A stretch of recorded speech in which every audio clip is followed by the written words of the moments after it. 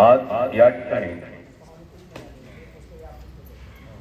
पतंजली योग या माध्यमातून आज आपल्याकडे खूप महान व्यक्ती या माध्यमातून या ठिकाणी आपल्याला जोडलेले आहेत. आजचे मार्गदर्शक आहे ते श्री रवींद्र काशीनाथ पाटील, पतंजली किसान सेवा समिती, जिल्हा प्रभारी रायगड. त्यानंतर श्री विद्याधर दामोदर पाटील, पतंजली किसान सेवा समिती, सहजिल्हा प्रभारी रायगड. आरोग्य खाते रायगड म्हणून सेवा त्यांची सेवानिवृत्ती झालेली आहे आणि त्यांनी संपूर्णपणे आपलं पुढील कालावधी हा पतंजलीसाठी समर्पित केलेला आहे. त्यानंतर श्री सुरेशजी गुरव, पतंजली योग समिती, सहजिल्हा प्रभारी, हेही आज या ठिकाणी उपस्थित आहेत. त्याचबरोबर सौभाग्यवती अर्चनाताई सुर्वे, महिला पतंजली योग समिती, जिल्हा प्रभारी, याही या ठिकाणी उपस्थित आहेत.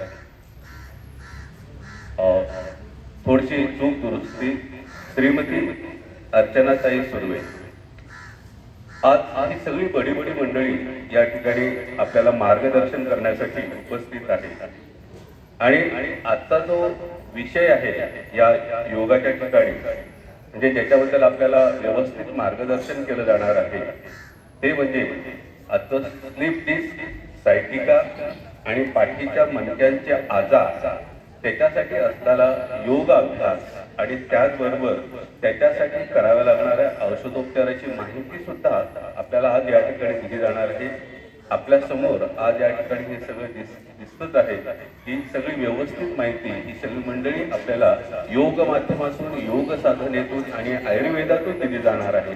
तेव्हा आजच्या या सेशनला आपण सुरुवात करणार आहोत. आज पुन्हा आपण नेहमीप्रमाणे आपल्या दीप प्रज्वलन करून आपल्या योग गुरुला सुरुवात करणार आहोत. तर आज या ठिकाणी आमचे दोन नगरसेवक या ठिकाणी उपस्थित आहे, श्री संदीपजी पाटील आणि सौ अश्विनीताई यात्रे. या दोघांना मी विनंती करतो, आधी सौभाग्यवतीच्या वतीने त्यांचं या ठिकाणी औक्षण केलं जात आहे आणि त्यानंतर त्यांच्या शुभ हस्ते या ठिकाणी दीप प्रज्वलन केले जाईल.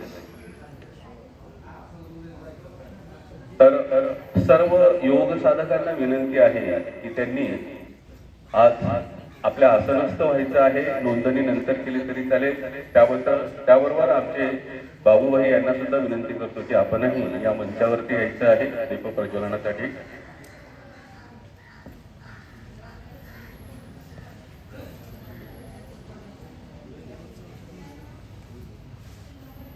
या सगळ्यांना विनंती आहे की आपण आपल्या शुभ हस्ते आता या ठिकाणी दीप प्रज्वलन करावं.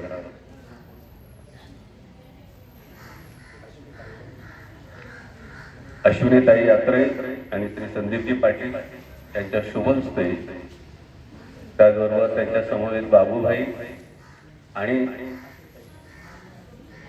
आत्रेताईंचा सत्कार या ठिकाणी पतंजलीचा हे दुपट्टा देऊन केला जात आहे. त्यानंतर आमचे हे जे साधक आहेत यांनाही मी विनंती करतो की आपणही या ठिकाणी दुपट्टा देऊन त्यांचं स्वागत करावं. श्री संदीपजी बाबूभाईंचंही या ठिकाणी स्वागत केलं जात आहे.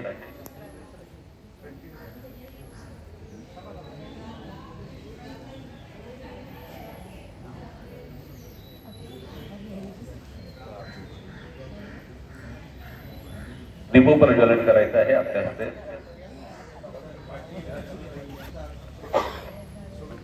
डॉक्टर पाटील सुद्धा या ठिकाणी आलेले आहेत. त्यांच्या हस्ते या ठिकाणी दीप प्रज्वलन आणि त्यांनाही या ठिकाणी औक्षण केलं जात आहे.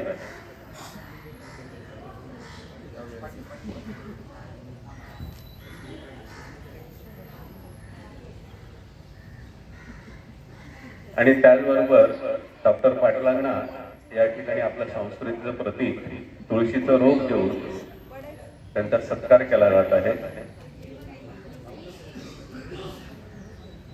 दीप प्रज्वलन करायचं आहे. अश्विनीताई, संदीपजी डॉक्टर पाटील आपल्या शुभ हस्ते या ठिकाणी दीपक प्रज्वलन. टाळ्या वाजवण्यास काहीही हरकत नाहीये.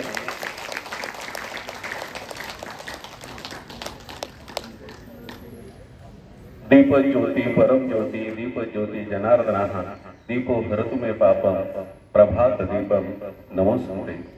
असं हे जीवाचं प्रतीक.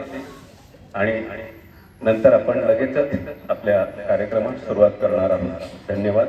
मी पुढील माईक आमचे घाटे सर यांच्याकडे सोपवत आहे. श्री घाटे सर.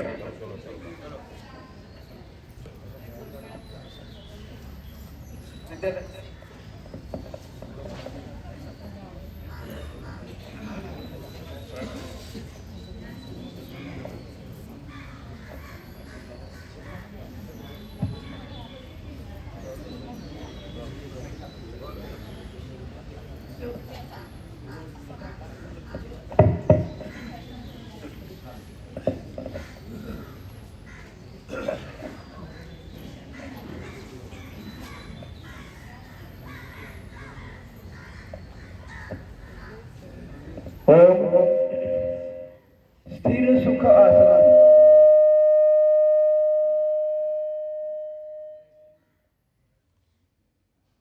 ज्या आसनामध्ये स्थिरता लाभते अशा आसनामध्ये बसा.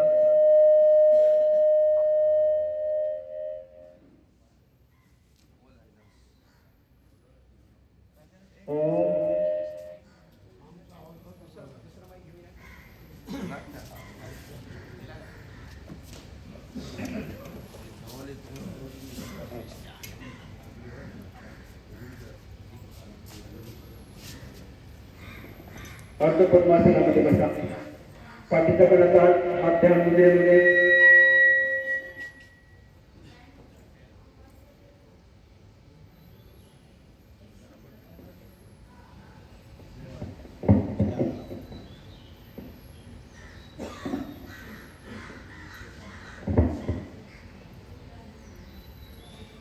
मनातल्या मनात ईश्वर चिंतन करा किंवा आपल्या कुलदेवतेचं स्मरण करा की ज्यामुळे आपले मन एकाग्र होईल.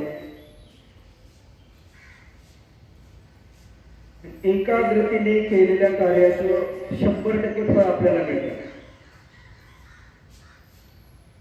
योग वर्गाला एकाग्रता आणि शांतता फार महत्वाची असते. दीर्घ श्वास घेऊन आपल्याला 3 वेळेस ओमचा उच्चार करायचा आहे. दीर्घ श्वास घ्या.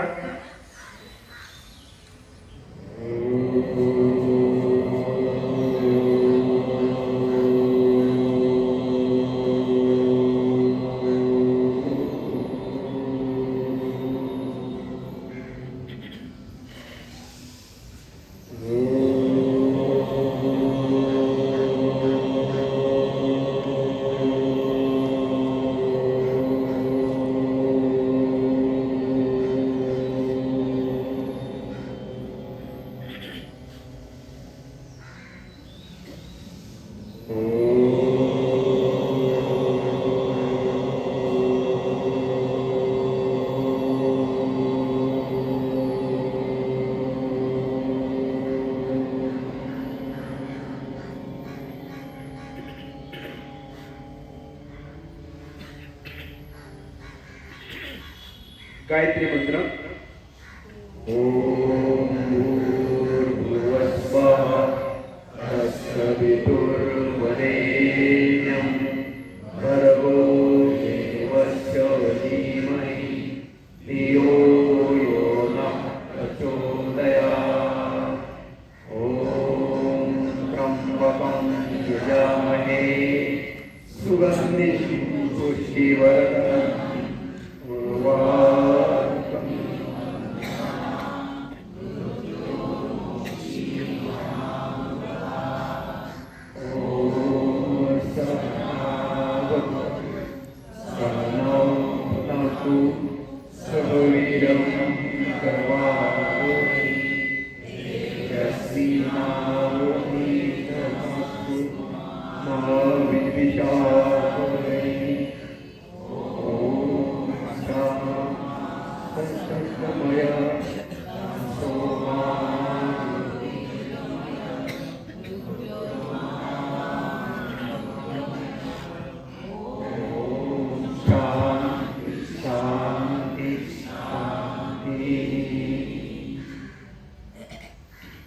दोन्ही हात नमस्कार मध्ये ठेवा. योगेन चित्तस्य पदेन वाचा मनं शरीरस्य च वैद्यकेन योगाकरोता प्रवरं मुनीनां पतञ्जलि प्राजलिरानतोऽस्मि पतञ्जलि प्राजलिरानतोऽस्मि पतञ्जलि प्राजलिरानतोऽस्मि. योग के द्वारा चित्त की शरीर शास्त्र और वैद्यक शास्त्र के द्वारा शरीरांतर्गत विकारों को दूर करने वाले मुनियों में सर्वश्रेष्ठ महर्षी पतंजलि, स्वामी रामदेव जी महाराज आणि आचार्य बालकृष्ण जी महाराज, तसेच केंद्रीय मुख्य प्रभारी परमार्थ देवजी आणि सर्व राज्य प्रभारी, तसेच सर्व जिल्हा प्रभारी, तसेच सर्व तहसील प्रभारी व योग साधक यांना विनम्र अभिवादन करून आज आपण शिबिराच्या तिसऱ्या दिवसाची सुरुवात करूया. दोन्हीसाठी हात वरती घ्या. गरम गरम स्पर्श तेजेला लावा. सावकाश डोळे उघडा. आज आपल्याला योगिक जॉगिंग आणि सूर्यनमस्कार श्री सुरेश गुरव जे पतंजलीचे सह जिल्हा प्रभारी आहेत, रायगड पतंजली योग समिती सह जिल्हा प्रभारी श्री सुरेश गुरव सरांना मी विनंती करतो की आपण योग वर्गाची सुरुवात करावी.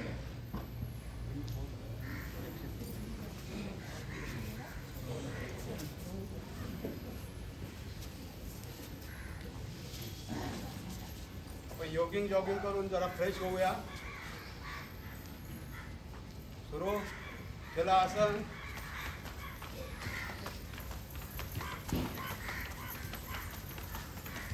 त्याला दौडा आसन. जास्तीत जास्त पाठीमागे पाय.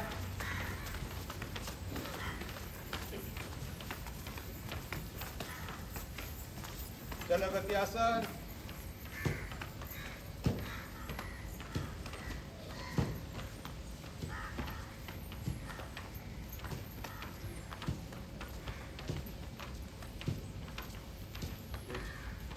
खुर्ची आसन. 1 2 1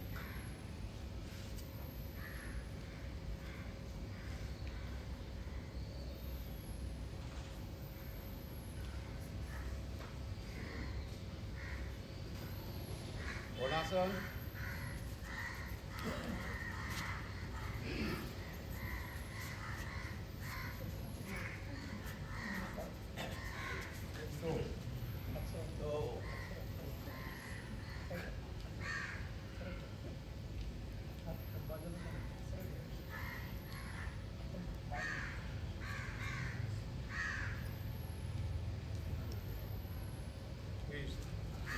दुसरा प्रकार.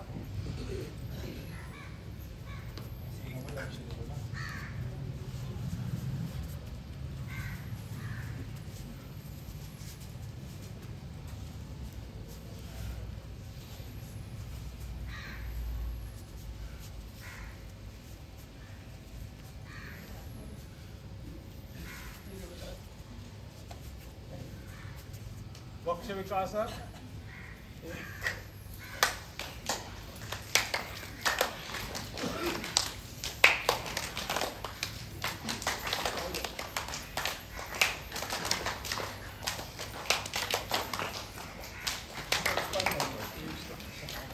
त्रिकोणासन.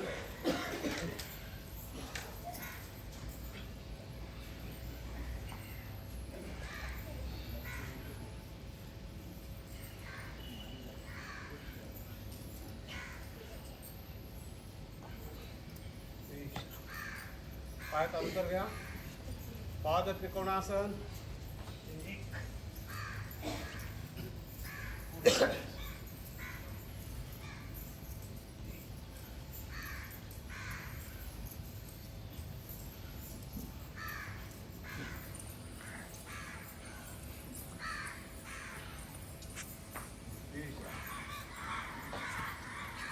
पाद हस्तासन.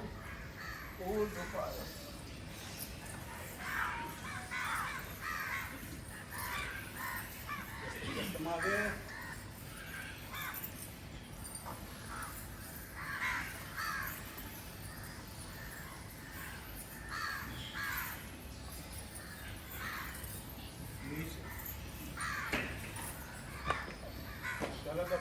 हस्तासन 1 2 3 4 1 2 3 जलद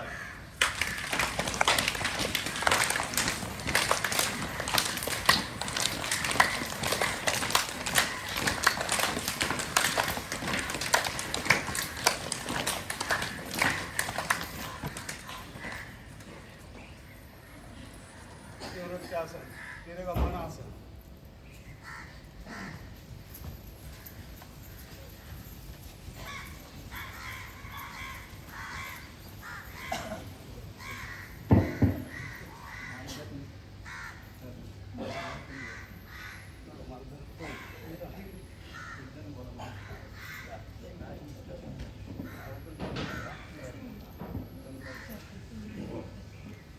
ओम सूर्य नमस्कार.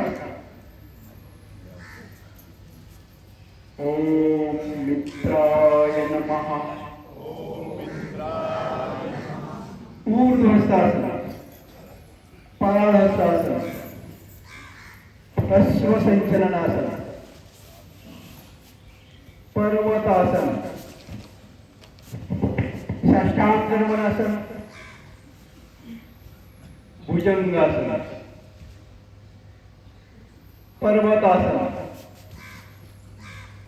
दक्षिण अश्वसंचलनासन,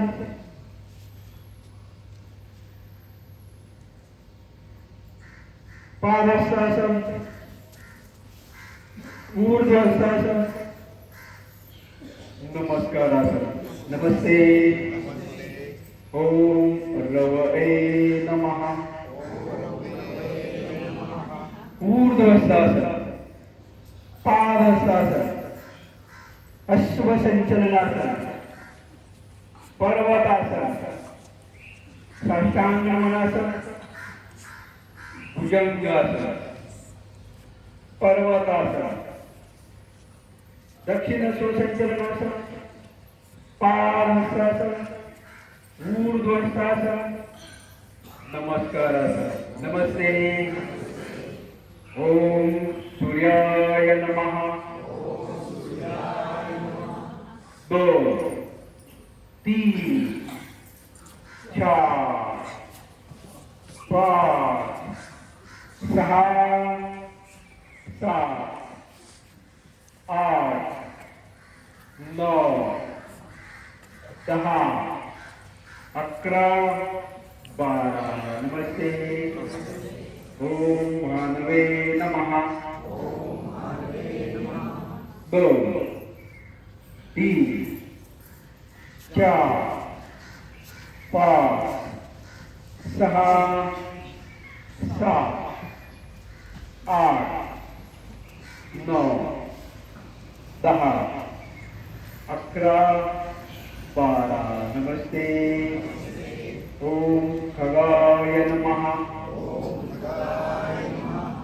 2 3 4 5 6 7 8 9 10 11 12. नमस्ते. ओम पूष्णे नमः. 2 3 4 5 6 7 8 9 10 11 12. नमस्ते. ओम मरीचे नमः. 2 3 4 5 6 7 8 9 10 11 12. नमस्ते. ओम आदित्याय नमः. 2 3 4 5 6 7 8 9 10 11 12 नमस्ते ओम अर्काय नमः 2 3 4 5 6 7 8 9 10 11 12 नमस्ते ओम भास्कराय नमः ऊर्ध्वस्थासन पादहस्तासन अश्वसंचलनासन पर्वतासन साष्टांग नमनासन भुजंगासन पर्वतासन दक्षिण अश्वसंचलनासन पादहस्तासन ऊर्ध्वस्थासन नमस्कारासन नमस्ते ओम श्री सवितृ सूर्य नारायणाय महा ऊर्ध्वस्थासन पादहस्तासन अश्वसंचलनासन पर्वतासन साष्टांग नमनासन भुजंगासन पर्वतासन दक्षिण अश्वसंचलनासन पादहस्तासन ऊर्ध्वस्थासन नमस्कारासन नमस्ते सूर्य नमस्काराचा अभ्यास पूर्ण झालेला आहे. आता मी जे आपले आयुर्वेद तज्ञ खाली खाली बसूया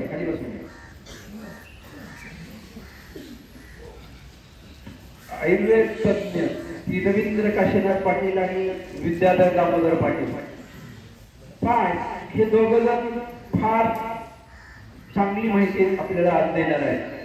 आपल्या दारात अंगणात आपल्या सर्व आहे झाडपाल्याची माहिती म्हणा औषधाविषयी माहिती हे आपल्याला देणार आहे. पण जिथे आयुर्वेद चालू होतो तिथे ॲलोपॅथीचे उपाय संपतात म्हणजे डॉक्टरांचे उपाय संपतात. डॉक्टर लोक जरा सांगतात की आता तुम्ही एक महिनाभराची सुट्टी आहात तुम्ही खा प्या आणि मजा करा किंवा आनंद करा.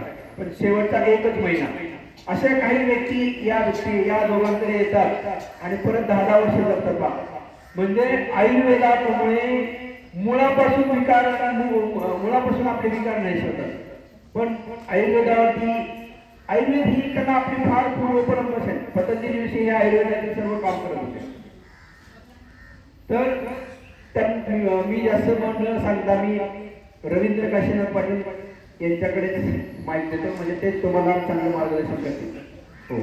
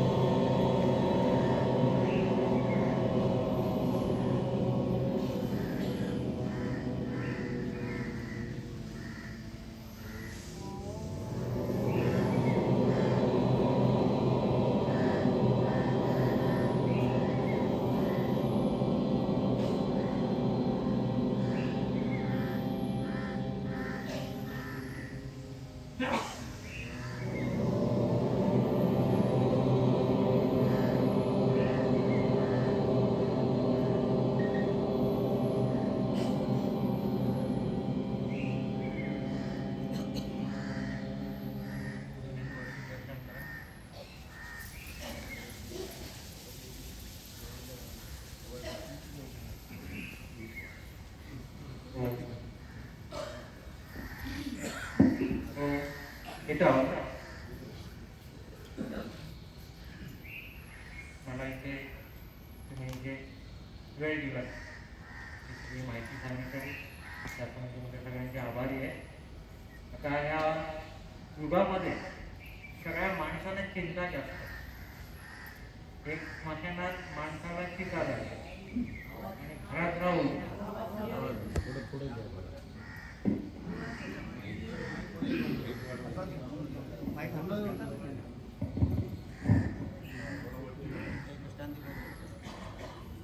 आपण घरात राहून कायम चिंता असते. मुलांचा अभ्यास, आजार, मग त्याच्यावर आपल्याला औषध गोळ्या कुठल्या खायच्या आणि कायम चिंता, एक आपल्याला चिंता जाळत असते. आणि तसं पाहिलं तर आजार आपल्याला काही नसतात. आपण विचार करतो ना आपल्याला आजार वाढवतो. आजार 20% फक्त असतो, पण त्याचा अभ्यास करतात. बरीचशी मी आजारी माणसं बघतो, कायम आजाराविषयी चर्चा करत असतात. मला हे झालंय ते झालंय आणि आजार वाढतात. आपल्याला काय झालं नाही असं गृहीत धरा तुम्ही, तो माणूस आपोआप बरा होतो. त्याच्यानंतर आता सगळं खाणं पिणं सगळं दूषित झालेलं आहे. हवा दूषित झालेली आहे, पाणी दूषित आहे, सगळं वातावरण दूषित आहे. आपण सांगता Limca, Coca Cola, Pepsi, Mirinda, sprite पितो, हे सुद्धा सगळं आपल्या शरीराचा नाश करणार आहे. चहा, कॉफी. त्याच्यानंतर जी आता सगळी दुधं आली मार्केटला, ही 50 ते 60% सुद्धा भेसळ आहे. गेली 20-25 वर्ष मी महाराष्ट्राच्या बाहेरच्या जनावरांची बाजार बघतो. त्या बाजारामध्ये बहुतेक ठिकाणी आपल्याला जर्सी आणि हॉस्टेल गाई दिसतात. हे गाई जर नुसतं लहान मुलांना तुम्ही दिलं तर लहान मुलांना पोटाचे आजार होतात आणि कॅन्सर होतो. आणि तुम्ही कुठल्याही गाईच्या गोठ्यांमध्ये किंवा तबेल्यांमध्ये गेला तर तुम्हाला 50-100 म्हशी दिसतील, पण म्हशींची छोटी वासरं तुम्हाला तिथे दिसणार नाही. पण एखाद्या शेतकऱ्याच्या घरात गेलात, शेतावरती गेलात, त्यांची व्यालेली जनावरं असतात, त्यांची वासरं असतात. त्याचं शास्त्रीय कारण असं आहे की त्यांची पिल्लं असतात, ते व्याल्यानंतर कोणाला देतात छोटी पिल्लं, आणि रोज 2 लिटर दूध गेलं तर त्याचं व्यावसायिकदृष्ट्या नुकसान होतं. अशा जनावरांना काय करतात, पानं येण्यासाठी इंजेक्शन मारलं जातं. इंजेक्शन मारलं तर दुधाच्या रूपाने आपल्या पोटात होतं, आपल्या किडनीवर त्याचा प्रभाव होतो. आणि मेलेली जनावरं नंतर हे शेतकरी पुढे किंवा कमेलावाले दफन करत नाही जनावरं. ही जनावरं शिवारात कुठेतरी मोकळ्या जागेत टाकली जातात. अशा जनावरांचं मांस गिधाडं खातात आणि आकाशातली गिधाडं सुद्धा खातात. पुढे जनावर नेलं की 100-200 गिधाडं पाहायला मिळाली. आता आपल्या रायगडमध्ये 10-15 गिधाडं असतील की नाही मला सांगता वाटते. मुरुडमध्ये 15 अभयारण्य आहे, तिथे 3-4 गिधाडं आहेत. महाडमध्ये फक्त आहे. ते गिधाडं मारायचं कारण त्यांच्या किडन्या फेल झाल्या आणि गिधाड संपुष्ट आली. पृथ्वीवरचे बरेचसे जलचर प्राणी वनस्पती संपुष्ट करतात. की खाडी किनाऱ्यात सुद्धा केमिकलचं पाणी नद्यांना चाललं, नद्यातून समुद्रातले पण जलचर प्राणी बरेच कमी झाले. तर जास्तीत जास्त तुम्ही निसर्गाच्या सानिध्यात चला, निसर्गाच्या सानिध्यात राहा. आता तुम्ही मातीच्या घरात राहिला तर मातीच्या घरामध्ये कॅन्सर, डायबिटीस सारखे आजार होत नाही. माती ही आपली माता आहे. आपण जो गणपतीचा सण साजरा करतो भाद्रपद महिन्यामध्ये, तर तुम्ही कालनिर्णयाच्या पंचांगामध्ये पाहिलं तर ते काय लिहिलेलं आहे, मृत्तिका पूजन. मृत्तिका पूजन म्हणजे माती जाऊन वाढलो, खेळलो, तिने अन्न धान्य दिलं, लघवी केली, संडास केलं, थुंकलं, तरी आपल्याला रागवलं तरी नाही. पण त्या मातीची कृतज्ञता व्यक्त करण्याचा तो दिवस आहे. पेणमध्ये भिकाजी पंत नावाचे गृहस्थ होते. मृत्तिका पूजनच्या दिवशी म्हणजे ते नेहमी नदीवर आंघोळी जायचे. त्यांचा व्यवसाय काय होता, जुन्या म्हाताऱ्या लोकांच्या जवळ टोपे असायचे बघा, ते बनवायचे आणि शुक्रवारी बाजारपेठेत विकायचे. पण मृत्तिका पूजन दिवशी त्याने मातीचं पूजन करायचं. नदीवरून मातीचा एक गोळा आणला आणि त्या गोळ्याला गणपतीचा आकार दिला आणि त्या गणपतीची त्यांनी पूजा केली. मग शेजारच्या माणसाने बघितली काका ही गणपती बनवलं. मग पुढच्या त्यांना ऑर्डर मिळाली की आम्हाला आता गणपती बनवून द्या. दिवस कुठला होता, मृत्तिका पूजनचा. पण गणपतीला तिथे स्थान मिळालं आणि पेणमध्ये गणपतीचे कारखाने झाले. आता मोठा व्यवसाय झाला. मग त्या गणपतीने केमिकलचे रंग वेगवेगळ्या, आणि मग त्या गणपती तळ्यांमध्ये नद्यांमध्ये विसर्जित केली, प्रदूषण होतं, मासे मारतात. मूळ प्रश्न काय आहे, मृत्तिका पूजन म्हणजे मातीची कृतज्ञता व्यक्त करण्याचा दिवस. पण आता मातीला आपण खतं टाकतोय शेतात, कीटकनाशक, फवारणीची औषधं. माती म्हणजे कोण, एक जन्म देणारी आपली माता, आणि खरी माता कोण, आपली ती माती आहे. त्या मातीला आपण काय करतो, सगळं रीत घालतो आणि मग त्यातून पिकणारं अन्नधान्य हे विषारी झालेलं आहे. आणि ते अन्नधान्य आपण खातोय आणि आपल्या शरीरावर मोठे विपरीत परिणाम होत चालले. धरणांचं, नद्यांचं पाणी दूषित झाले, ते पाणी सगळं शहरामध्ये येतं. कुठली विहिरीचं घराचं पाणी लोक प्यायचे, ते जेवण चांगलं लागतं. मूळ प्रश्न काय, माणसं आजारी पडायचं कारण माझ्या लहानपणी मला आठवतं गावात कोण आजारी पडला, ताप आला, काय हिंसा मसा आला, मोठा आला की गावातली सगळी माणसं त्यांना पाहायला जाते. आता कोण पाहायला जात नाही. आणि आता एक प्रतिष्ठा झाली, नाही एवढी शुगर मला एवढी झालेली आहे, मी एवढ्या वेळामध्ये मी असं ऑपरेशन केलं, 2-2.5 लाख खर्च केला, एक प्रतिष्ठा झालेली आजारी पडणं. पण नातलग लोक वगैरे आले की आपण मोठेपणी सांगतो, माझा 5 लाख खर्च झाला, माझी बायपास सर्जरी झाली, माझं कॅन्सरचं ऑपरेशन झालं, ॲपेटिक झालं. पूर्वी अशी माणसांना आजार फार कमी होते. आता कारण काय, प्रत्येक माणूस मेहनत करायचा, प्रत्येक माणूस रोज 5 किलोमीटर चालायचा. ज्या महिला जंगलातून लाकडं आणायच्या, शेतावर कामाला जायच्या, डोक्यात पाणी भरायच्या, त्याच्यावर जाळायच्या, यांना आजार नाही. आता वॉशिंग मशीन आले, मिक्सर आले, सगळं लादी पुसायचं मशीन आलं, त्यामुळे महिलांना आराम. आणि जास्तीत जास्त पुरुषांपेक्षा महिला जास्त आजार आहे. याचं शास्त्रीय कारण काय, सुखसोयी वाढल्या, जीवन सुखदायी कारण आरामदायी झाले, त्याचे विपरीत होऊन आपल्या बॉडीवर आहे. आताची नंतरची पिढी आपली बरबाद होणार, कष्ट होणार नाही, फक्त बुद्धीला हुशार असणार. आता मी तुम्हाला सुरुवात करतोय वनस्पतीची माहिती द्यायला. संत तुकारामांनी काय सांगितलं आहे, वृक्षवल्ली सगळे सोयरी.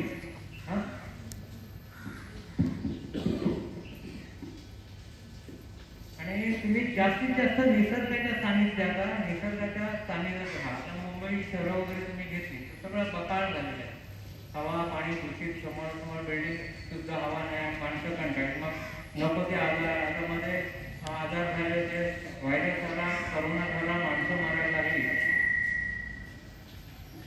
त्याचं शास्त्रीय कारण काय म्हणजे निसर्गाच्या सानिध्यात आपण कमीत कमी राहतो. आणि केमिकल कारखाने दूषित पाणी नद्यांना सोडलंय आणि वातावरण सगळं दूषित झालेलं आहे. आता मी सुरुवात करत आहे, कसं झाड आहे खाली, आंबा. आंबा आपण आपल्याकडे सत्यनारायण असो किंवा शुभकार्य असो, वास्तुशांती, शुभकार्याला पण आंब्याचा ढाळ दरवाज्यावर लावतो आणि घरामध्ये लावतो. लग्न असेल तर पण पूर्ण मंडपाच्या बाजूने आंब्याची पानं लावतो. हे निगेटिव्ह खेचून घेतो. आपल्याकडे येणारी नातलग मित्रमंडळी सगळे चांगले विचार येत नाही. आपण एखादं घर बनवले, आपल्याकडे प्रोटेक्शन येतात, ते निगेटिव्ह त्यांचे राहतात. हे आंब्याची पानं ते निगेटिव्ह खेचून घेतात. त्याच्यानंतर आंब्याचा एक तुम्हाला औषधी गुण सांगतो. आपण उन्हामध्ये थोडे फिरलो की कुठलाही मूत्राशयाचा आजार असेल, जळजळ होणं, लग्निकेनं पिळी मारणं, लाल लगी पिवळी जोरात होण्यास त्रास होतो. अशा पिरियडमध्ये आंब्याची 12 पानं काढायची, 12 ते 12 मिनिटात खायची. किती? 13 मिनिटात आपल्या मूत्राशयाचे आजार होतात. आंबा.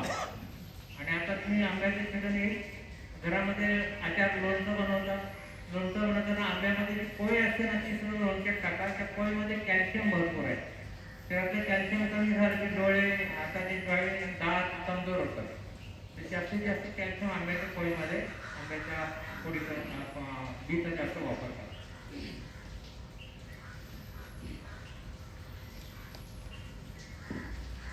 वड. वडे कोणाचं झाड आहे? भगवान शंकर असतात. जिथे जिथे स्मशानभूमी आहे, त्या शंकरचं मंदिर आहे, तिथे मुद्दाम तुम्ही वडाचं झाड लावा. वड हे वातावरणात 80% ऑक्सिजन पसरत असतात. वडाच्या ज्या पिवळ्या पारंब्या असतात, त्या खोबऱ्याच्या तेलामध्ये मोरट ठेवायच्या आणि ते जर डोक्याला लावलं, वडाच्या पारंब्या, त्याच्यामध्ये जास्वंदीच्या गाळ्या टाकायच्या, आवळा टाकायचा, त्याच्यामध्ये ब्रह्मी वनस्पती टाकायला मिळाली तर. आणि असं एक 8 दिवस मुरत ठेवलं तर ते गरम करायचं, डोक्याला डोकं शांत राहतं, डोक्याची केस काढायचं. वडाचं तुम्हाला आणखीन एक गुणधर्म सांगतो, डोळ्यात फूल पडतं बघा, ते प्रथम होते. तर सकाळी वडाच्या पिकाचे 2 थेंब डोळ्यात टाकायचे आणि संध्याकाळी 2 टाकायचे. दुसऱ्या दिवशी डोळा पूर्ण क्लीन होतो, डोळ्यात पडलेलं फूल निघून जातं. वड. पिंपळ. तुम्ही भारतात सगळीकडे गेलं तर तुम्हाला प्रत्येक खेड्यामध्ये तुम्हाला पार दिसेल. पारावर संध्याकाळी लोक गप्पा गोष्टी मारतात. आणि वड किंवा पिंपळा झालं, पिंपळाचं झाड वातावरणामध्ये 24 तास ऑक्सिजन फेकत असतं. टीबी झालेला माणूस नाही झाला, 9 महिने 9 दिवसांनी पिंपळा झाडाचं नुसतं बसवलं, टीबी आपोआप बंद होते. मोठं ऑपरेशन झालं असेल आणि अगदी 20-25 टाके, डॉक्टर म्हणाले 3-4 महिने तुम्हाला टाके क्लीन बनवायला वेळ जाईल. पण त्याच्या माणसाला ते महिना पण पिंपळा झाडाखाली बसवलं, टाके लवकर जुळतात. पिंपळ हे विष्णू आणि लक्ष्मीचं झाड आहे. म्हणून दर शनिवारी त्या झाडाची आपण पूजा करायला जाते. आणि ही स्तोत्री बोलणारी जी मुलं असतात ना, आता फ्रंटची बाजू तुम्हाला हिरवं दिसेल, मागे पारा असलेला पांढरी बाजू दिसते. पिंपळाच्या पानाचं निरीक्षण केलं, स्तोत्र बोलणारी मुलं असतात, त्यांच्या जिभेवर अशी पानं ठेवले आपण, पारा असतो मागे तो. तर मुलं स्तोत्र बोलणं सोडून चांगलं बोलायला लागतं. त्याच्यानंतर तुम्ही जंगलात पुढे गेला तर तुम्हाला सर्पदंश झाला असेल, पिंपळाच्या पानाचे असे देठ घ्यायचे, जाड जो भाग असतो खांदीकडचा तसं कानाजवळ ठेवायचा. जर शरीरात विष असेल तर थेट आत जातात, आत गेले की फक्त काढून फेकून द्यायचे. असं एक 30-40 वेळा प्रयोग केला तर सगळं विष ते देठात खेचून घ्यायचं पिन पडेल.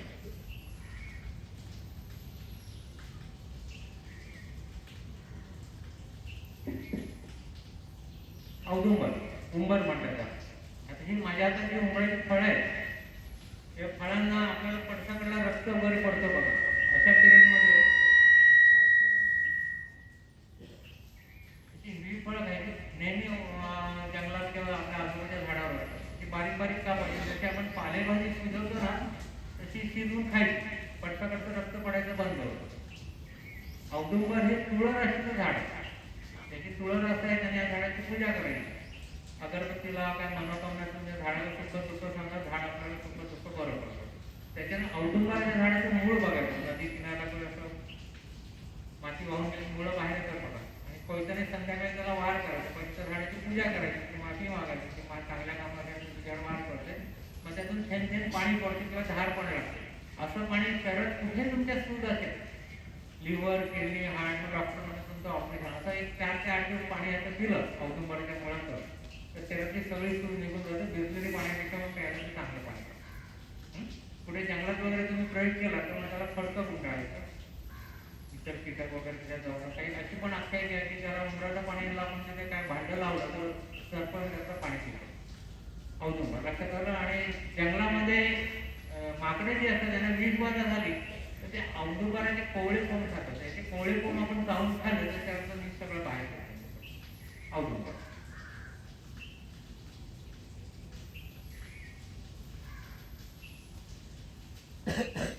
ही वनस्पती लक्षात ठेवा. मी तुम्हाला इकडे लावायला जाईन. आमच्या कंटेस्टच्या जंगलात भरपूर आहे, जत्रपटला नाही, मी पण पानं भरपूर आणली त्या झाडाची. त्या पानाचं वैशिष्ट्य आहे, त्याला विधारा म्हणतात. एक 7 ते 8 प्रकारचे वेल आहे. तर औषधी कुठली ती कशी शोधायची सांगेल, बाकी विषारी आहेत सगळ्या. त्या पानांचं असं वैशिष्ट्य आहे, तुमच्या आपली कोयत्याने किंवा कुठे वाढ झाला असेल घाव मोठा आणि अशी लगेच पेस्ट करून ती त्या जखमेला लावली अगदी 12 तासामध्ये जखम चिकटली जाते आणि जखम बरी होते. डायबिटीसची जखम होते ना, मग कोण अंगठा कापतो, पाय कापतो, हात कापायचे वेळ येते तर अजिबात कापत जखम स्वच्छ धुवायची आणि याची पेस्ट करून तिथे लावली बरी होते. याची भाजी करून पण खाल्ली जाते आणि फार औषधी वनस्पती आहे. जर गुडघे दुखत असेल किंवा पाय कुठेही आवळे कुठल्या दुखत असेल तर याची थोडी पेस्ट करून पानाला चोळायची. पानाला पुन्हा कसं लावतात तशी पेस्ट लावायची का पानाची. विधारा विधारा हे तुम्हाला इथे लावायला आणि मिळेल.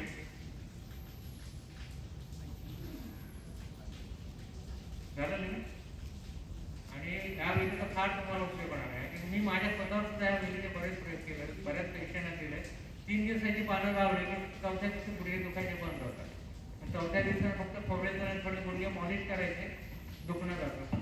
फार औषधी वनस्पती विधारा. आता एक नवीन आजार झाला, आपल्या पेशी कमी होतात आणि पेशी कमी झाली की मग डॉक्टर सांगतात मुंबईला घेऊन जा पेशंटला. तिथे गेल्यानंतर गेल्या काउंटर 50,000 ते लाख रुपये भरावे लागतात. त्या डॉक्टर इलाज करतात. त्या पेशी अगदी 0 पैशात बऱ्या होतात. काही कोणी टेन्शन घ्यायचं नाही. फक्त मी सांगतो थोड्या वनस्पतीची नावं लिहून घ्या. मोठा माणूस असेल तर 2 पपईची पानं घ्यायची मिडियम साईजची. 21 तुळशीची पानं घ्या. थोडं कमी जास्त घेतलं तर काही प्रॉब्लेम नाही.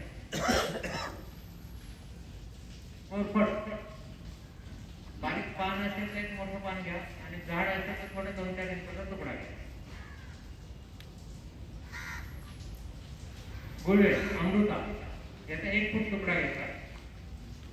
त्याच्यानंतर एक डाळिंब, हिंदीमध्ये अनार म्हणतात, एक डाळिंबाचे दाणे घ्या मिडियम साईजचे.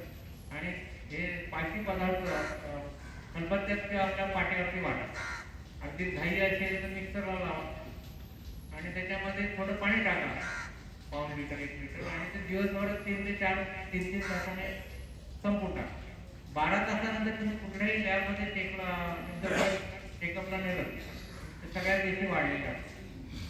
मुंबईच्या बऱ्याच हॉस्पिटलची माणसं आपल्या घरी येतात, पण मी प्रायम गेम हॉस्पिटलची चांगली तिथे कर्मचारी आहेत त्यांना शिकवले, कानापुढे करतात, सगळ्यांना सक्सेस, काही घाबरायचं नाही. भारीतली महागाची औषधं घ्यायची तुम्हाला गरज नाही. सगळं लक्षात आलं. 1 फूट गुळवेल, कोरफड, तुळशीची पानं, 2 पपईची पानं आणि डाळिंबाची डाळ, असे 5 पदार्थ कुठल्याही पेशंटला, लहान मुलं असेल तर निम्म प्रमाण घ्या. अगदी 12 तासात पेशंट अगदी 24 तास पुढे तुम्ही लॅब केला आणि माणूस जरी टवटल तर दुसऱ्या दिवशी कामाला जातो आणि दवाखान्यात जातो तर महिना 2 महिने झोपून राहतो.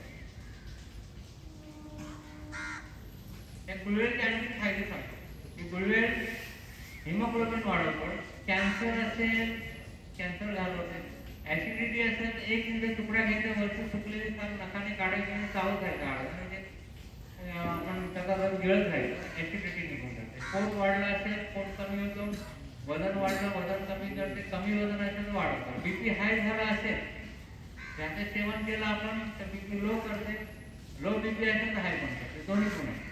असे 142 लोक गुळवेल बनले. तुम्ही कायम जर सेवन केलं त्या गुळवेलचं कायम तुम्ही कधीच आजारी पडणार नाही. इथं नाव आहे अमृता. पनवेल भागात त्याला घामोळ्यांची वेळ म्हणतात. मी शिबिरं घ्यायचं मग ते घामोळ्यांची वेळ काय, घामोळे येतात, जमिनीत घामोळे येतात ना, मी गळ्यात कपडे बांधली घामोळ्या निघून जातात. अमृता याचे बरेच 40 प्रकार आहेत.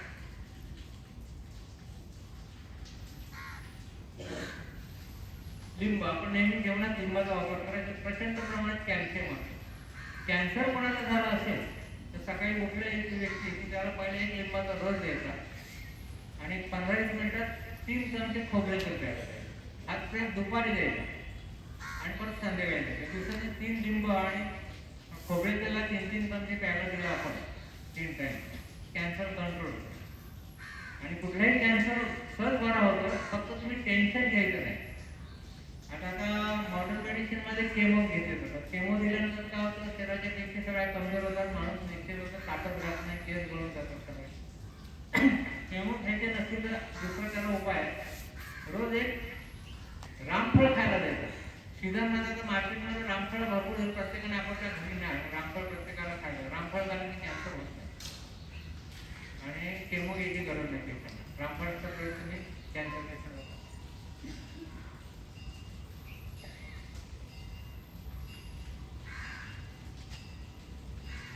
साल कसले माहितीये, आपण दसऱ्याला कोण वाटतो ना आपटा, त्याच्यानंतर कांचन म्हणून झाडाचे पण आपल्यासारखं त्याचं पान मोठं असतं. या सालीचा काढा करून प्यायला दिला तुम्ही पेशंटला, दिवसातून 3 टाइम प्यायला द्यायचं पाणी. नंतर कॅन्सर ठीक करते. जसे पानं वाटत आणि आपण त्या पानांना स्पर्श करतो त्यावेळी त्या झाडाचे गुणधर्म फार वेगळे असतात. ह्या पानांना आपण जास्तीत जास्त स्पर्श केला तर माणूस आजारी पडत नाही, आजार दूर होतो. त्याचे काढ्या करायचं प्रमाण सांगतो. ओली साल असेल तर 40 ग्रॅम घ्यायची, वाळलेली असेल तर 10 ग्रॅम घ्यायची. 10 ग्रॅममध्ये 4 ग्लास पाणी टाकून आठवून 1 ग्लास करायचं, ते पाणी दिवसभर प्यायचं. कॅन्सर कंट्रोल होतो. आणि नंतर केमो दिल्यानंतर माणूस बघा ते शेवटच्या काळात घरात खूप त्रास होतो, त्याला शांत वाटत नाही, काय शरीराची आग होत असते. त्याचा काढा करून गेला शरीर शांत होतो, काही त्रास होत नाही.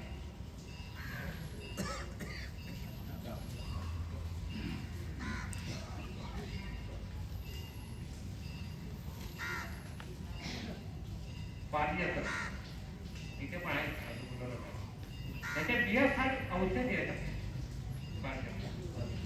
कोणाला संधिवात किंवा वात कुठलाही असेल त्याची पाणी घ्यायची 11-21 काढा करून सकाळी केला तर वात निघून जातो. त्याच्यानंतर याच्या बिया मूळव्याधावर औषध. मूळव्याध 4 प्रकारचा असतो. एक कोंब बाहेर येणं, दुसरं रक्त पडणं, तिसरं जळजळ होते आणि चौथं पूर्ण अंग बाहेर. भगवान श्रीकृष्णाने स्वर्गाचं झाड आपल्याकडे खाली आणलं, आपल्यासाठी आणलं नव्हतं, त्यांच्या पत्नीसाठी आणलेलं. इकडे पार्वतीचं झाड पण म्हणतात त्याला. इथे आहे बघा, जाताना बघून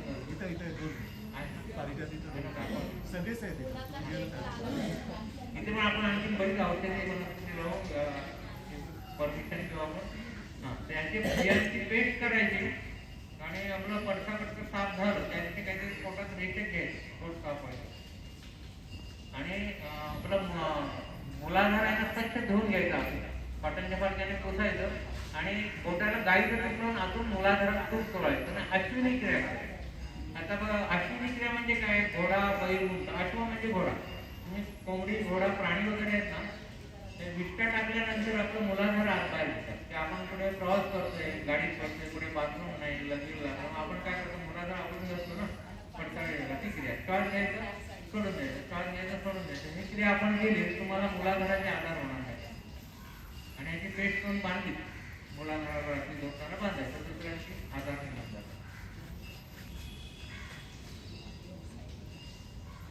मार्केटमध्ये चंदन बटवा भाजी येते बघा, घाटाळजीवर जास्त खातात, कोकणात कमी वापर असतो.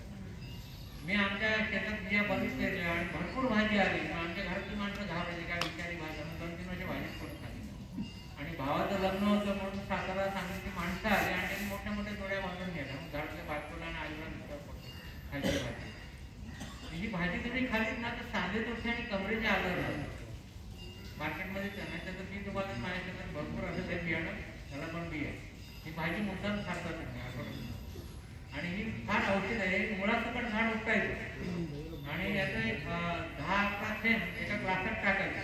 मूळ पाहिजे, पानं पाहिजे, बीज, खोड, फुलं, पंचांग घेऊन ते पाणी जर आपण पिलं एक 8 दिवस 11 दिवस तर स्टोनचे आजार राहत नाही, स्टोन विरघळून जाते आणि कंबर दुखी, पाठ दुखी, सांधे दुखी जाते. चंदन बटवा.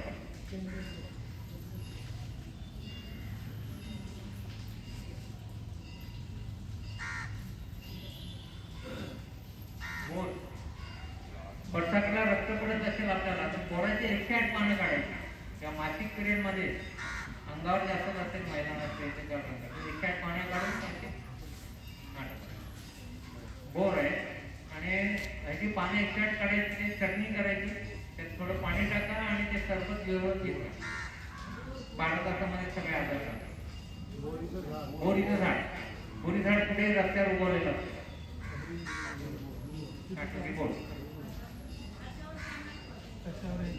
कशावर कुठला रिपीट करा. मासिक महिलांचे आजार मोठे मोठाचे आणि पटसाकडे रक्त पडत असेल आपल्याला जास्त त्याच्यावरती औषध ही वेळ आहे मधोमधी. आपण घराच्या कंपाऊंडला वरती कमान करतो ना, त्याच्यावर वेळ लावायचा. ही लक्ष्मीची वेळ आहे, पण हिला कधी तोडायचं झालं तर सुरीने का कोयतीने का कैचीने कापायचं नाही, हाताने काढ्या तोडायचा. नाही तर लक्ष्मीला राहिलेला तशी वेळ वाढत आहे, तशी घरात तुमच्या लक्ष्मीच नसते. फुलं लक्षात आलं ना, मधोमधी म्हणतात, छान फुलं भरपूर आहेत.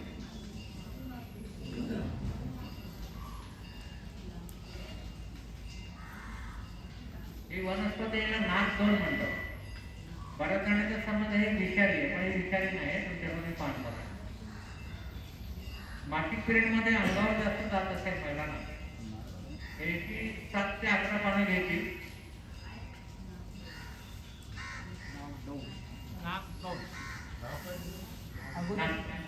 काही ते लावून टाकत नाही, इथे पण असेल परिसरात कुठेतरी, जंगलात पण भरपूर असते. पण कुठली पानं घ्यायची माहिती आहे, याच्यात विलायची पण आलेली आहे, पिवळी, लालसर, नारंगी रंगाची पानं, पूर्ण गडद आणि डार्क हिरवी पानं घ्यायची. ही औषध आहे. हे आहे किसमचं झाड. तुम्हाला ऍसिडिटी झाली असेल तर किसमची 1 ते 2 पानं सगळं जायची, ऍसिडिटी लगेच जाते. किसम फर्निचरला काळं लाकूड मिळते बघा, काळ्या लाकडाला फर्निचर किसम म्हणतात. हे फॉरेस्ट नर्सरी कुठे तुम्ही गेला ते जंगलात ते झाडं भरपूर आहेत. त्याच्या 5,000 रुपयाला रोपं भेटतात. आपल्या घराच्या परिसरात पुढे जाणं रोपाला ऍक्टिव्हिटी झाले. मासिक पिरियड मध्ये 7 ते 11 पानं घ्यायची, याच्यात 6-7 पानं घ्यायची आणि त्याची पेस्ट करायची आणि ते पाणी पिलं तर मासिक पिरियडचा आजार झाला. किसम आणि नाक मिक्स करायचं, किसम आणि नाक.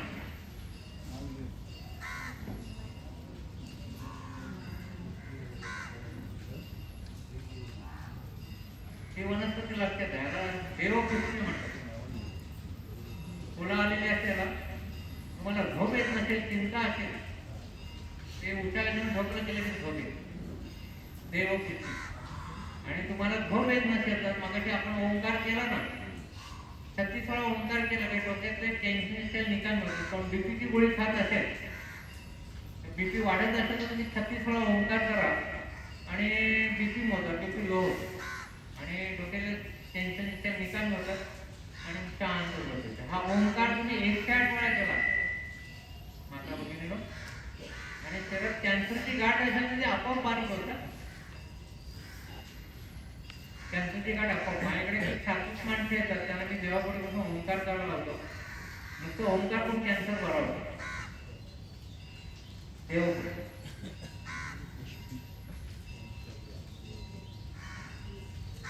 फणस, आता फणस मार्केटमध्ये भरपूर येते. मासिक पिरियडमध्ये अंगावर जास्त त्रास होत असेल तुम्हाला, अशा पिरियडमध्ये फणसाच्या झाडाची 1 फूट साल काढायची, 2 इंच रुंद घ्यायची, खिळीपणाचा चीक येतो आपण कोयत्याचा वाढतो आणि ती साल बारीक चेचायची. 1 लिटर पाणी टाकून दिवसभर पाणी पिलं मासिक पिरियडचा आजार कायमचा निघून जातो. फणसाची साल.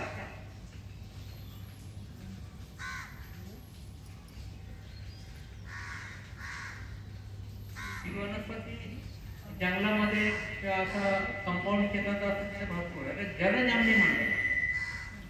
जिथे जलाची साठी खाली जास्त त्या प्रकारची जास्त उगवते.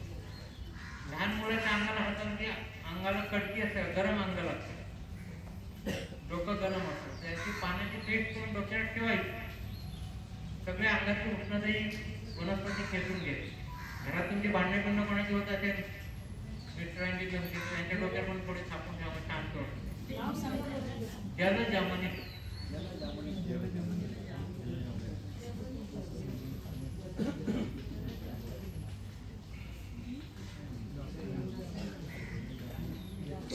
ही वनस्पती आपली पांढरी जास्वंद, तिथे आहे का लावलेली? ही सुद्धा मासिक पिरियडचे आजार असतील त्याच्या मुळ्या काढायच्या, मूळ आणि आणखी त्याने बारीक तुकडे करायचे. अगदी ओली असेल तर चंदनाचे उघडायचे, पळीवर घ्यायचं, गाईच्या दुधात पाण्यात पण प्यायचं, ते मोठी पोटाचे आजार निघून जातात. पांढरी जास्वंद.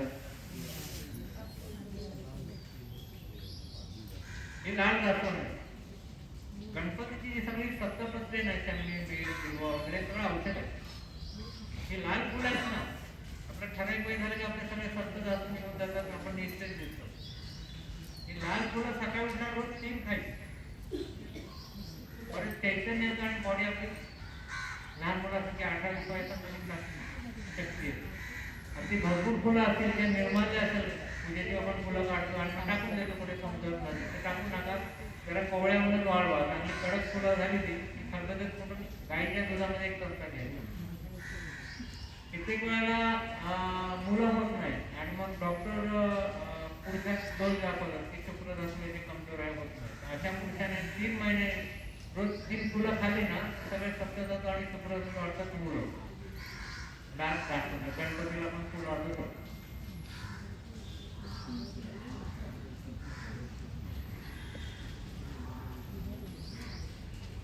या झाडाला करंट टोक म्हणतात. पांढरी फुलं येतात, केंद्रीय रंगाची लालसर असतात आणि पिवळ्या रंगाची. पाहिलं ना झाड सगळ्यांनी? जर आपले दात वगैरे दुखत असतील, त्याच्या मंजन केलं पांढऱ्या दात फिट्ट करंट. त्याच्यानंतर ह्या वनस्पतीचा 1 चमचा रस घ्यायचा आणि 1 चमचा दुधुंडी म्हणून एक वनस्पती आपल्या इथे पण उगवलेली आहे. त्याचा वनस्पतीचा फांदी मोडली आपण, त्या दुधाचा ठीक आहे, त्याचा 1 चमचा डोक्याला लावलं, केस गाळायचे खातो.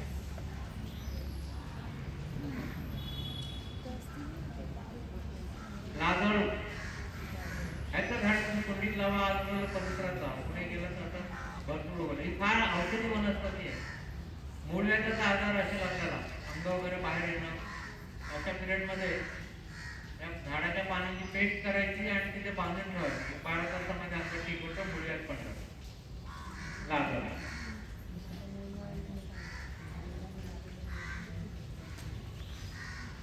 पांढरी फुले जातात, त्याला चांदणी म्हणतात. एक सिंगलचे फुल असतो आणि याला डबल. डोळ्याची जळजळ आग होत असेल, 31 फुलं घ्यायची आणि आपला तांब्याचा पूजेचा तांब्या असतो, ते चांगलं पाणी म्हणून फुलं त्याच्यात ठेवायची 2 तास आणि ते पाणी काढून डोळे धुतले, डोळे गार आणि स्वच्छ होतात. चांदणी दगड. कडुलिंब, गुढीपाडवा ते रामनवमी. आता रामनवमी गुढीपाडवा येणार आहे. सकाळी उठला आंघोळ केली की तुम्हाला जमेल थोडी कडुलिंबाची पानं खायची. 1 खा, 2 खा, 10 आहेत. त्या मधल्या पिरियडमध्ये तुम्ही जे गुणधर्म झाडाचे वेगळे असतात ते तुम्ही वर्षभर आजारी पडणार नाही. कडुलिंबाचे आपलं गुढीपाडव्याचे रामनवमी पानं खा.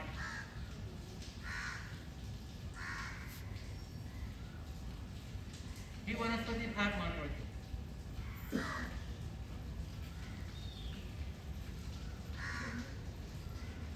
त्याला खांदाडी म्हणतात आमच्याकडे. खांदाडी का म्हणतात माहितीये? पावसाळ्यात शेतकरी बैलाचा नांगर धरतो आणि बैलांना मग खांद्याला ते नांगर ओढून ओढून असं खांदा सुटतो, जखम होतात. मग शेतकरी याची पानं काढतात आणि त्या खांद्याला लावतात आणि बैलाची जखम लवकर बरी होते, खांद्याची सुटतात. ही वनस्पती फार औषधी आहे. दारू पिणारा माणूस असतो आणि त्या पिरियडमध्ये मग त्याला जास्त दारू लिव्हरला सूज येते, मग मुंबईला ऍडमिट करणार मोठ्या हॉस्पिटलला. मग डॉक्टर सांगणार आता आमचे उपाय चांगले घरी घेऊन जा, नाचलं दिसलं लोकांना भेटवा का असं खायला गेला त्याचे आवडीचे पदार्थ. तर अशा माणसाला आज 1 चमचा पानाचा रस द्यायचा. किती? दुसऱ्या दिवशी 2 चमचे, 11 दिवशी 11 चमचे द्यायचे, 12 दिवशी चेकअप लिव्हरची सूज जाते, माणूस ठणठणीत होतो बरा आणि पुढे बरेच वर्ष आयुष्य करतो. खांदाडी याचा प्रयोग मी जीएसटीचे आपले जीएसटी घेणारे कमिशनर असतात ना, पनवेलला राहतात, त्यांच्या मुलाला ब्लड कॅन्सर झाला आणि ब्लड कॅन्सरचे औषधं दिले. मुलगा ठीक झाला, मग ते गावाला गेले, नाचलं बिचलं लोकांकडे देव देवता सगळे भेट होणार. नंतर मग काय झालं म्हणजे पूर्ण बरा झाला. नंतर पण त्यांनी मोठ्या हॉस्पिटल नंतर टाटामध्ये बरा झाले परत ठीक आहे. परत त्याने ते मॉडर्न औषधं घेतली, परत त्याची तब्येत वाढली आणि म्हणजे लिव्हरला सूज आली आणि लिव्हर म्हणून टाटा हॉस्पिटलला खूप काढायला. परत घाबरले, घरी आले, पाठीला असं झाले काय करायचं. मी या झाडाचा त्या फुलावर प्रयोग केला, त्याला रस दिला आणि 5व्या-6व्या दिवशी पोहायचं बंद.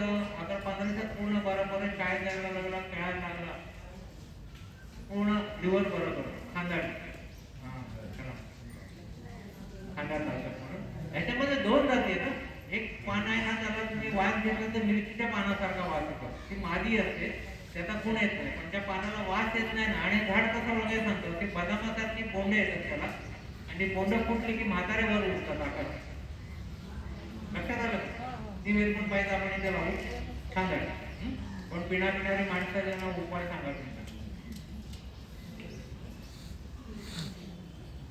पेरू त्याला अमृत म्हणतात. तर आपले दात जे दुखत असतील पेरूच्या काडीने घातले की दुखायचं बंद होतं. बरं आपल्या हाताला काय आपण काही काम केलं एखादं केमिकल लावलं, काही पण मासे खाणारी माणसं वास येतो, तर पेरूची पानं हाताला पेरूचं वास निघून जातो. ते पेरूची पानं चालून खाली ते दात दुखी बंद होतं.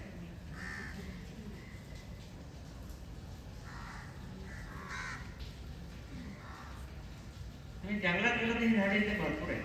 याला उपशी म्हणतात. लालसर सेंद्रिय कलरची फुलं आली. मासिक पिरियड मध्ये जास्त त्रास होत असलेल्या झाडावर जायचं नाही. फुलं अशी खांद्या हातात आपण चावून चावून खायची. फुलं काढून आजार काय करायचं? उपशीची फुलं काय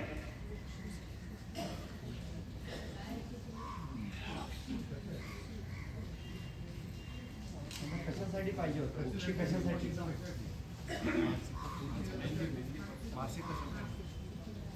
मासिक पिरियडचे आजार महिलांचे उपशी म्हणतात. एक दिवशी कंजेक्टर सगळ्या टीम तुम्ही घेऊन यायची. आम्ही विद्याधर पाटील आणि तुमच्या सेवा प्रत्यक्ष झाडं जवळून दाखवतो.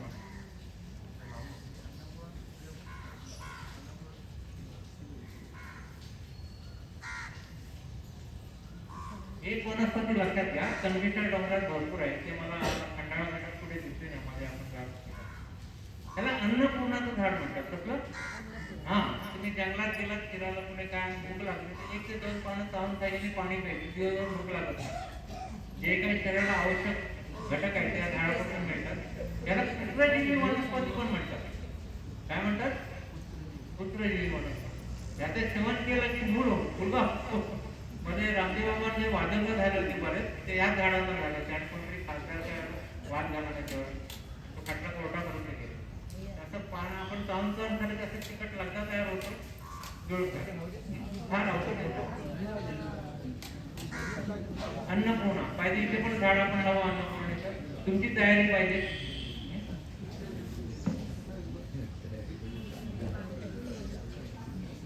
शेवगा, पूर्वी डिलिव्हरी झाली की शेवग्याच्या पानाची भाजी करायची. याच्यात प्रचंड प्रमाणात कॅल्शियम आहे. आता ह्याच्या पावडर, पानाची पावडर करताना फॉरेन कंपनीवाले ते कॅप्सूलच्या गोळ्या म्हणून आपल्याला विकतात. दुसरं तिसरं काय नाही. शेवग्याच्या गोळ्या पावडर जेवणामध्ये तुम्ही एक चमचा भाजीमध्ये काय बनवाल पदार्थ, एक चमचा शेवग्याची पावडर टाका, प्रचंड कॅल्शियम आहे.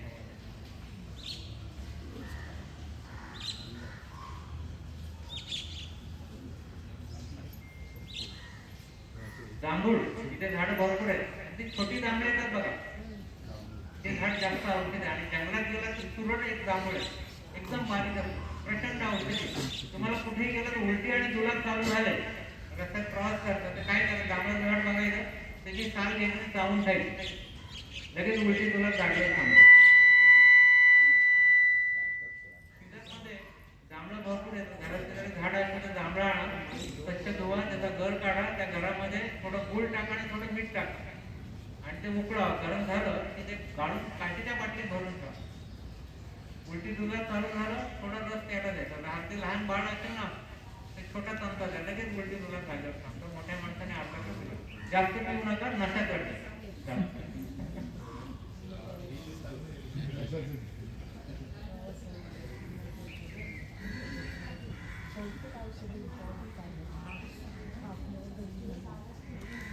हे झाड आहे पिवळी सदाफुली. सदाफुली झाड माहिती ना, पांढऱ्या लाल रंगाचं गुलाबी, पिवळ्या रंगाचं. पुढे आतील दारामध्ये झाडाचं रतन झाड, बारीक शेंगा आहेत.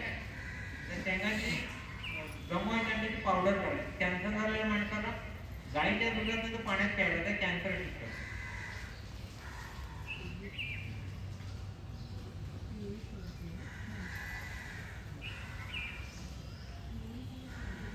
त्याला आपल्याकडे घाणेरी म्हणतात. लाल पिवळसर निळ्या रंगाचे फुलं येतात. हे मुळव्याध बरं करतं. कुठले आगळ्याचे आजार असेल, घाणेरीच्या झाडाजवळ जायचं.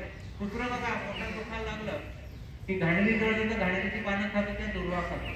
त्याला कोणी शिकवलं? निसर्गात त्यांना उन्नती करायची. तुम्हाला मुळव्याधीचा कुठलाही आजार असेल तर घाणेरीची एवढी एवढी पानं घ्यायची, स्वच्छ धुवा आणि चावायची. किती चावायची? जास्त चिकन करायचं नाही, गिळट्या एवढी चावायची. आतडीचे आणि मुळव्याधीचे आजार घालतात. टीव्हीवर तुम्ही जाहिरात बघता, भृंगराज माक्याचं तेल. आपल्याकडे याला माका म्हणतात. माक्याच्या पण बऱ्याच जाती आहेत. हे बघा, ते फुलं येतात. शुद्ध खोबरेल तेल घ्यायचं आणि त्या खोबरेल तेलमध्ये वनस्पती बारीक बारीक कापून मुरवट ठेवायची. समजा 5 किलो असेल तर 5 किलो वनस्पती मुरवट ठेवायची. 8 दिवसाने पूर्ण मुरली की थोडं गरम करायचं, गाळून बाटली भरलं, डोक्याला लावा. डोकं शांत राहतं. आणि ही वनस्पती जखम बरी करते. कुठल्याही आपल्याला लागलं असेल आणि ती पाण्याची पेट पण बांधली, रक्तप्रवाह लगेच थांबवते, जखम बरी करते.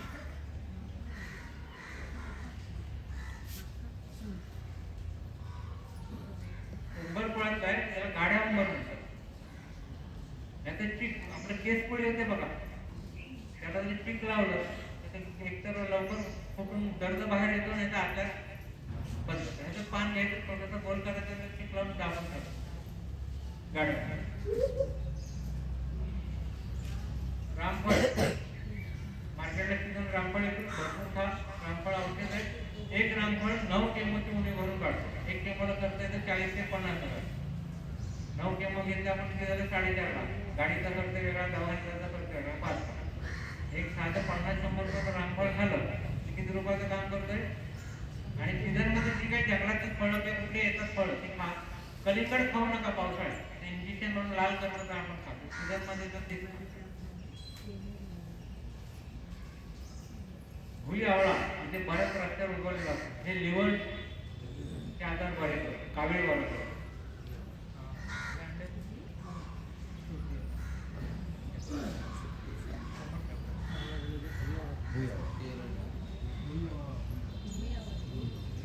कावीळ बरं करायची असेल तर भुई आवळ्याची थोडी पानं घ्यायची, एवढी 1 फूट गुळवेलचा तुकडा घ्यायचा आणि सुरतीर नसतो करायचं, कचऱ्यात बरोबर उगवलेलं.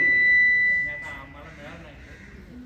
त्याची एक 7 ते 11 पानं घ्यायची आणि चिकट वाटायची आणि त्याचं दिवसभर पाणी पिलं तुम्ही 3-4 डोसमध्ये, तर 12 तासामध्ये कुठलीही कावळे निघून जाते.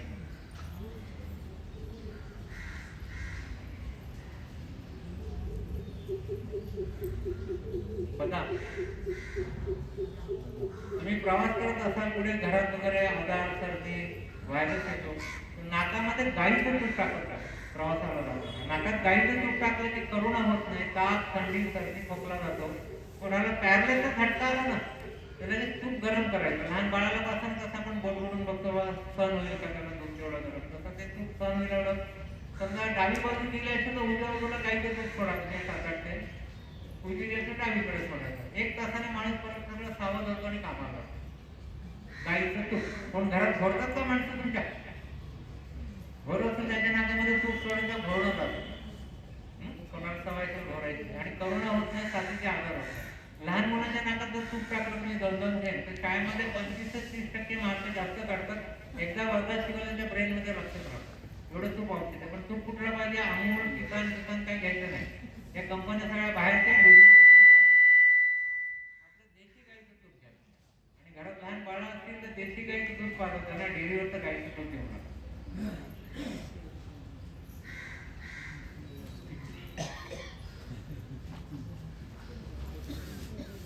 झाड आणलेले अर्जुन म्हणजे आयनासारखं झाड असतं.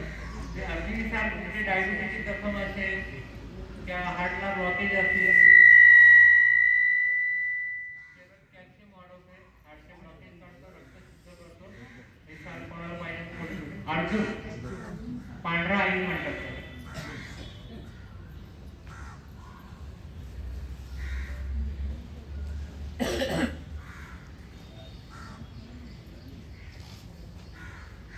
एक वनस्पती आहे, याला गुळवेलचा प्रकार म्हणतात.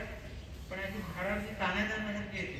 तुम्हाला नागिन जे होते ना आणि मग डॉक्टर येतात त्याच्यावर नाही येतं, त्या झाडाची तंबाखू कसं भाजतात तशी भाजायची, एकदम पूर्ण राग करायची ना आडवट करायची आणि त्याच्यामध्ये गोमूत्र टाकून त्या नागिनच्या लावलं, त्या करंज तेल कडू तेल असतो ना आपलं करण्याचं, हे बघा करण्याची झाडं तुमच्या कंपनीत भरपूर आहे. करंजा असं द्यायचं का तर बिया असते तर तेल काढायचं. आता तेल कसं काढायचं? करंजा आणाया फोडा, त्या बिया उन्हात वाळवा, त्याला कडक झालं की पावडर काढायची खलबत्त्यात फोडून आणि एका पातेलीत सिगरेट ठेवायची, तेल वरती येतो, तेल कावरती काढून घ्यायचं. म्हणजे कुठल्याही डोक्याला लावा, कुठल्याही स्किनचा रोग असेल ते कडू तेल लावा, जखम बरी करते. डोक्याला जरा उन्हात बसलं ताजवर आणि डोकं तापलं आंघोळ केली की झोपली करंज. थोडं माझं सगळं तुम्ही शांतपणा ऐकलं. त्याच्यानंतर आता विद्याधर पाटील तुम्हाला काही वनस्पतीची माहिती सांगतील. आभारी आहे, धन्यवाद.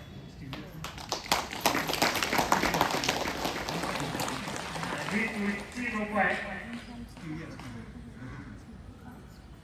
त्याच्यात काय प्रयोग करायचा? जरी घरात पण आजारी माणूस असेल ना तर ही रोपं 10-12 डब्यांमध्ये लावायची, उन्हामध्ये काढायची आणि रात्री झोपताना पूर्ण ते पेशंटच्या बघते त्या कुंड्यात ठेवलं पेशंट लवकर पाहावं.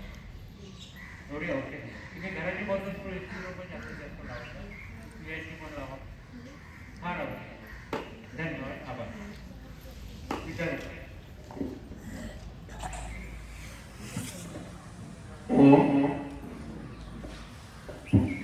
सर्वांनी ताट बसायचा. आपण एक ओंकार दीर्घ श्वास घ्या.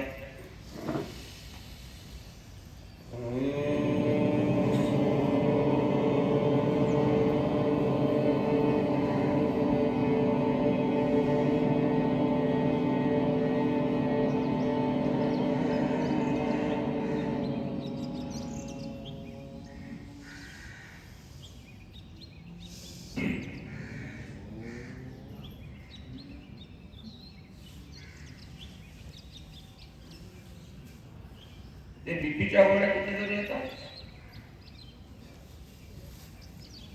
बीपी, कोलेस्ट्रॉल, नंतर चहा किती जण पितात? चहावाले. आता मी हे सांगतोय, हा काढा प्यायचा, चहा बंद करायचा. हा जर चहा पिला काढा तर तुमचा हार्ट आणि लंग हे एकदम मजबूत होतील, कोलेस्ट्रॉल निघून जाईल, शिड्या चढताना जो दम लागतो तुम्हाला तो 7 दिवसात 60 ते 70% कमी होतो.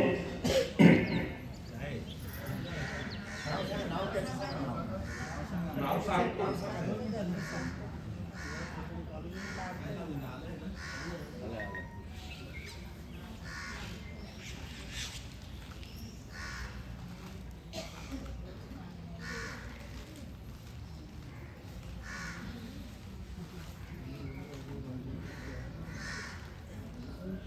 याच्यासाठी काय काय लागतं? अर्जुनची साल 10 ते 20 ग्रॅम. अर्जुनची साल 10 ते 20 ग्रॅम. नंतर ही दालचिनी सर्वांच्याकडे असते, ही 10 ते 20 ग्रॅम. 10 ते 20 ग्रॅम.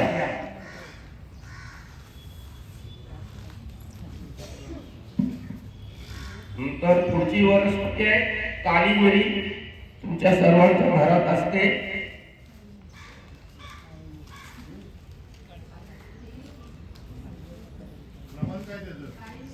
काळी मिरी 2 ते 3 दाणे, 3 दाणे फक्त.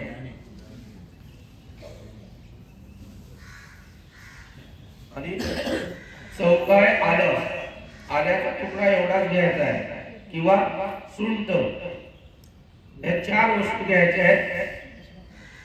आणि चवीपुरता गुळ, काळा गुळ हल्ली मार्केटमध्ये भरपूर भेटतो, चवीपुरताच घ्यायचा आहे, त्याच्याप्रमाणे. त्याच्यात 1 कप पाणी टाकायचं. किती? 1 कप उकळवून पाऊण कप करायचा. हा चहा सारखा चांगला लागतो. रोज पियाला तुमचं इंजेक्शन फ्रॅक्शन, बीपी, कोलेस्ट्रॉल हे सगळं नॉर्मल होतो. नंतर पल्स रेट, नाडी वाढते, दम लागतो, नाडी वाढते, ही नाडी पण लगेच कमी होते. पल्स रेट साधारण 7 दिवसात तुमचा दम लागायचं प्रमाण 50% कमी होतं शिड्या चढल्यानंतर. हा काढा दिवसातून 3 ते 4 वेळा घ्यायचा आहे. दिवसातून 3 ते 4 वेळा. तुमचं कोलेस्ट्रॉलचं प्रमाण साधारण 21 दिवसात 50%च्या खाली येते. आणि अर्जुनची साल फक्त तुम्हाला लागणार आहे पांढऱ्या आयनाची, ती मी किंवा रवी पाटील तुम्हाला देतो बाय पोस्ट. सगळीकडे पाठ लांब असतील तर परत एकदा सांगतो, चहा बंद करायचा आणि हा चहाच पियाचा आहे रोज. मी आज 5 ते 7 वर्ष हा काढा रोज पितो, दिवसातून 2 ते 3 वेळा. आता याच्यात तुम्ही वेलची वगैरे टाकू शकता. आणि अजून पैसे असतील तर ह्या काढ्यामध्ये उकळून झाल्यानंतर अर्धा ते 1 चमचा गाईचं साजूक तूप टाकायचं. ते जर पिलं तर ह्या सांध्याला तुमचं लुब्रिकंटचं काम करतं, सांधे दुखणार नाही. हे तूप गरम करून गेलं तुमच्या शरीरात तर लुब्रिकंटचं काम करतं. आपण गाड्या ऑइल वगैरे सोडतो ना, तसं हे तूप काम करतो. तूप वेगवेगळ्या प्रकारे घेतलं तर वेगवेगळं काम करतो. मेंदूमध्ये कुठलीही वस्तू औषध जात नाही, गायीचा तूपच जातो फक्त मेंदूचे विकार असतील. त्यासाठी पॅरालिसिस झाल्यामुळे नाकात तूप टाकायला सांगितलंय.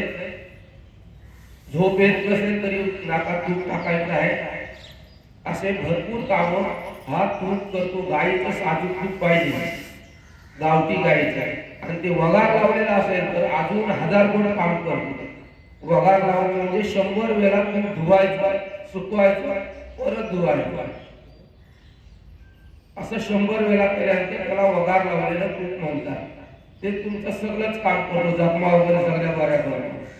पण ते 100 वेळा धुतलेलं तूप लागतं. तर सर्वांनी चहा बंद करायचा आणि हा काढा चालू करायचा आहे. दुसरा आहे डायबिटीसची गोळी किती जण घेतात? डायबिटीस वाले, मधुमेह, शुगर कोणीच नाही.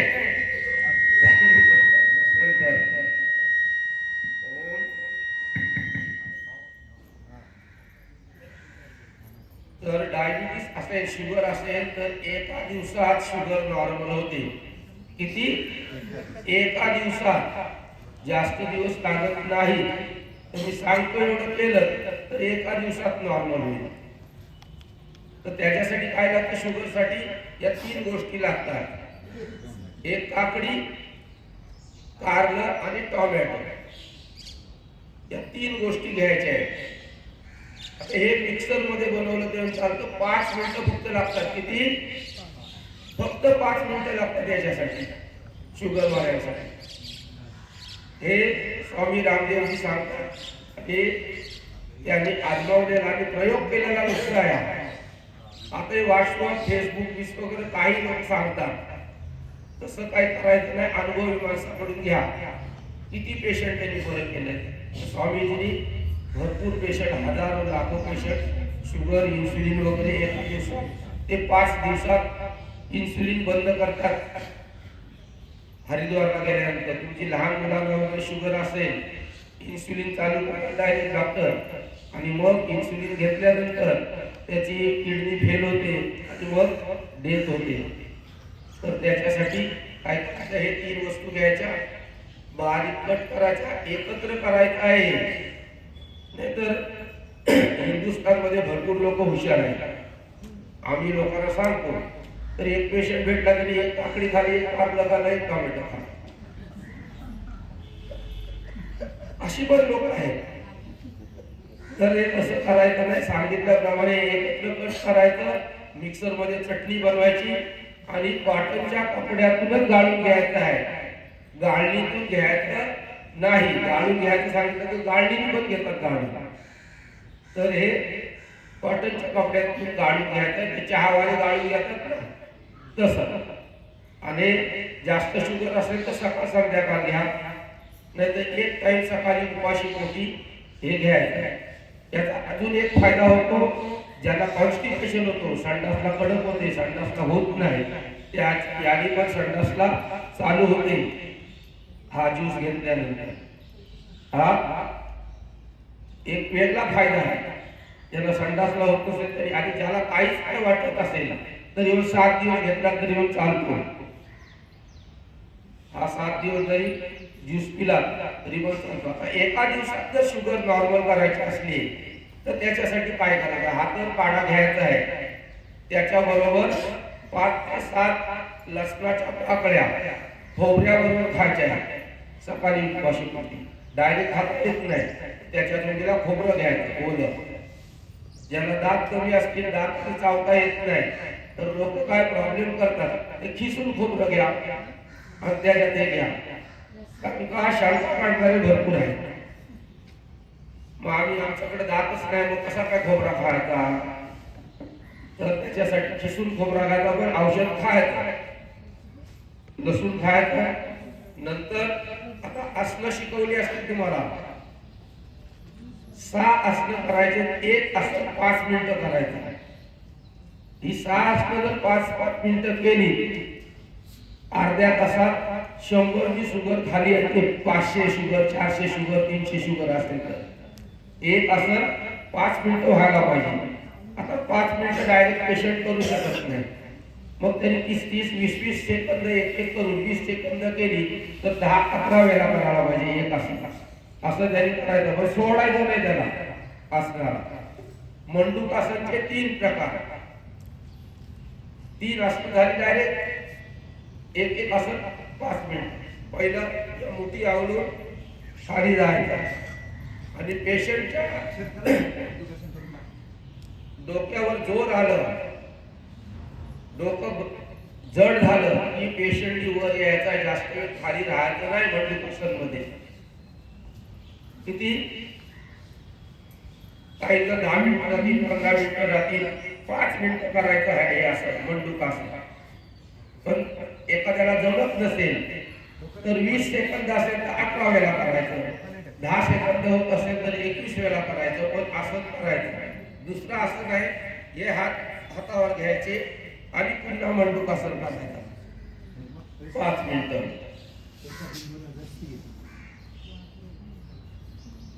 तिसरं आसन आहे शशकासन. हे हात हे करून खाली जायचं आहे. आता हे वज्रासन मध्ये बसून करायला लागतं, पण त्याला पर्याय आहे. ज्याला वज्रासन मध्ये बसता येत नाही त्यांनी खुर्चीत बसून खाली मान करायची. फक्त करायचं काय, डोकं जड झालं की परत वर यायचं, खाली राहायचं नाही, डोकं जड घालायचं. तिसरं आहे वक्रासन. एक पाय हे करून वक्रासन करायचं आहे.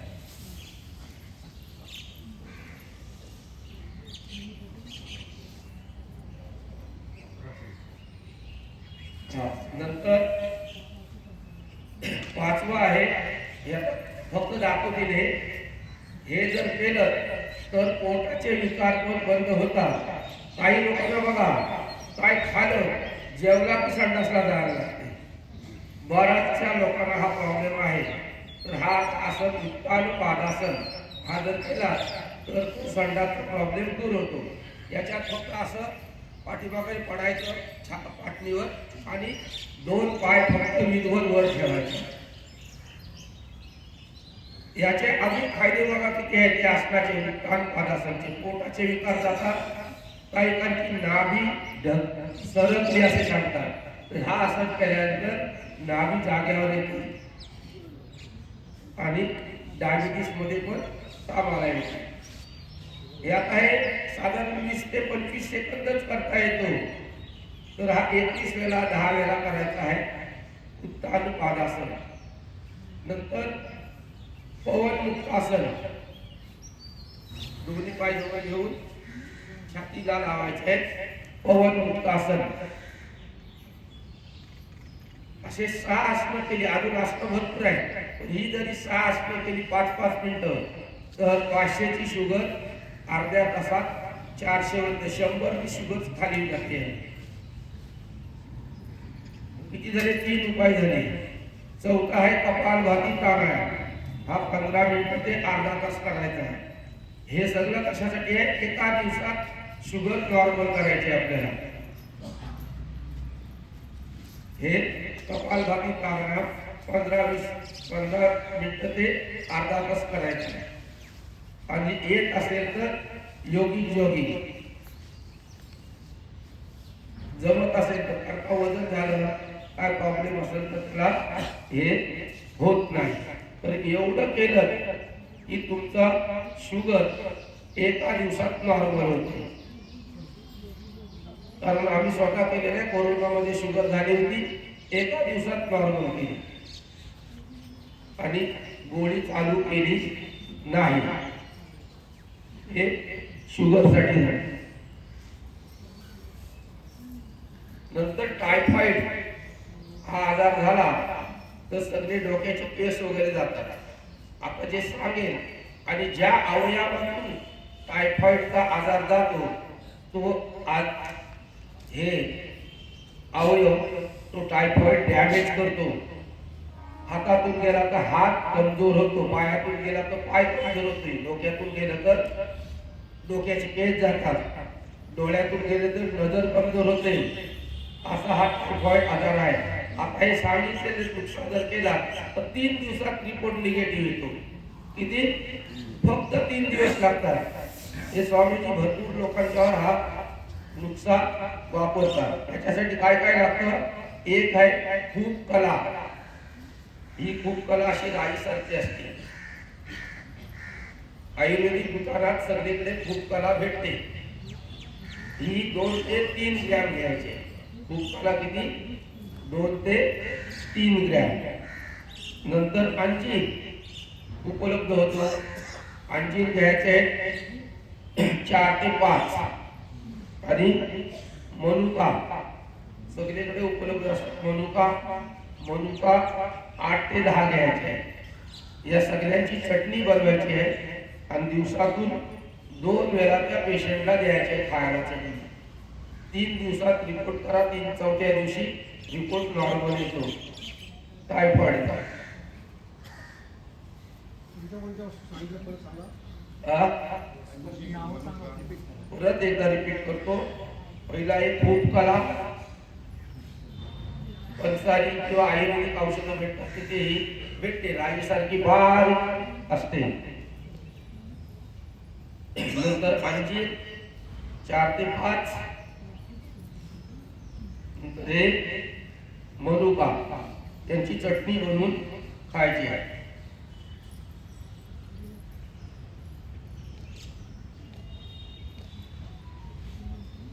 3 ते 5 दिवसात रिपोर्ट नॉर्मल येतो टायफॉइडचा.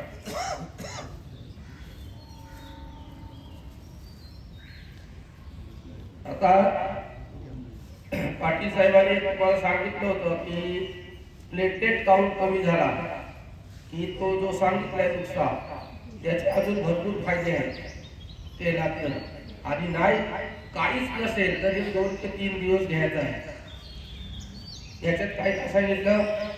मुख्य पपईचा पान, दुसरं कोरफड, तिसरं गिलोय, 4थं तुळशीची पानं आणि 5वं डाळिंब.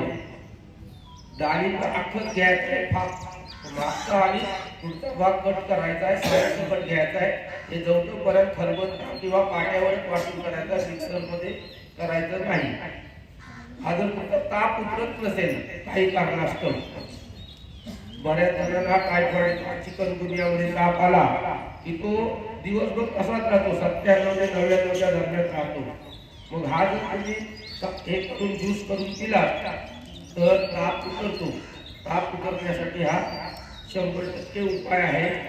नंतर माणूस एनर्जेटिक होते पिलं तर हा 3 ते 5 दिवसच उपचार करायचा आहे. कारण का पेशी ह्या 1.5 लाख ते 4.5 लाख लागतात. तर 5 दिवसाच्या पेक्षा जास्त घेतला तर ह्या 4.5 लाखाच्या वर पेशी गेल्या तर तुम्हाला कॅन्सर घेऊ शिकलं डॉक्टर. एवढीच काळजी घ्यायची आहे. 3 ते 5 दिवसानंतर परत चेक करायचा प्लेटलेट काउंट किती आहे तो आणि मग वाढवता असेल तर 7 दिवसापर्यंत. तर गरज लागत नाही. एक हा ग्लास घेतला साधारण अर्धा ते 1 ग्लास ज्यूस निघतो याचा, तो घेतला आणि 4 तास राहायला तुमच्या पोटात हा ज्यूस, तर स्वामीजीची गॅरंटी आहे की तो प्लेटलेट काउंट कमी होऊन त्याची डेथ होणार नाही. डेथ होऊ नये एवढा चांगला हे आहे. आपण करत नाही कारण प्लेटलेट काउंट कमी झाल्यानं होतं काय, प्लेटलेट या तुमचं रक्त गोठण्याचं काम करतात. आणि जर प्लेटलेट काउंट कमी झाला 1 लाखाच्या खाली गेला की आतून रक्तस्राव चालू होतो. काही तुमच्या नाकातून रक्त येतो आणि रक्त कमी झाल्यामुळे डेथ होते. त्या माणसाची रक्तस्राव रोखला जात नाही प्लेटलेट काउंट कमी झाल्यानंतर. हा करायचा आहे. काहीच नसलं तरी तुम्ही 3 दिवस घेतला तरी पण चालतो. कारण आपण बरेचसे योग शिक्षक आहेत, तर तुम्ही करून बघितला तर तुम्हाला अनुभव येईल काय होतं ते.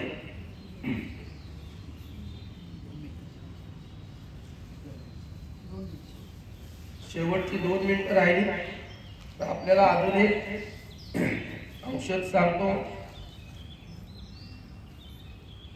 ज्यांची किडनी फेल झाली की त्याला डायलिसिस करावा लागतो.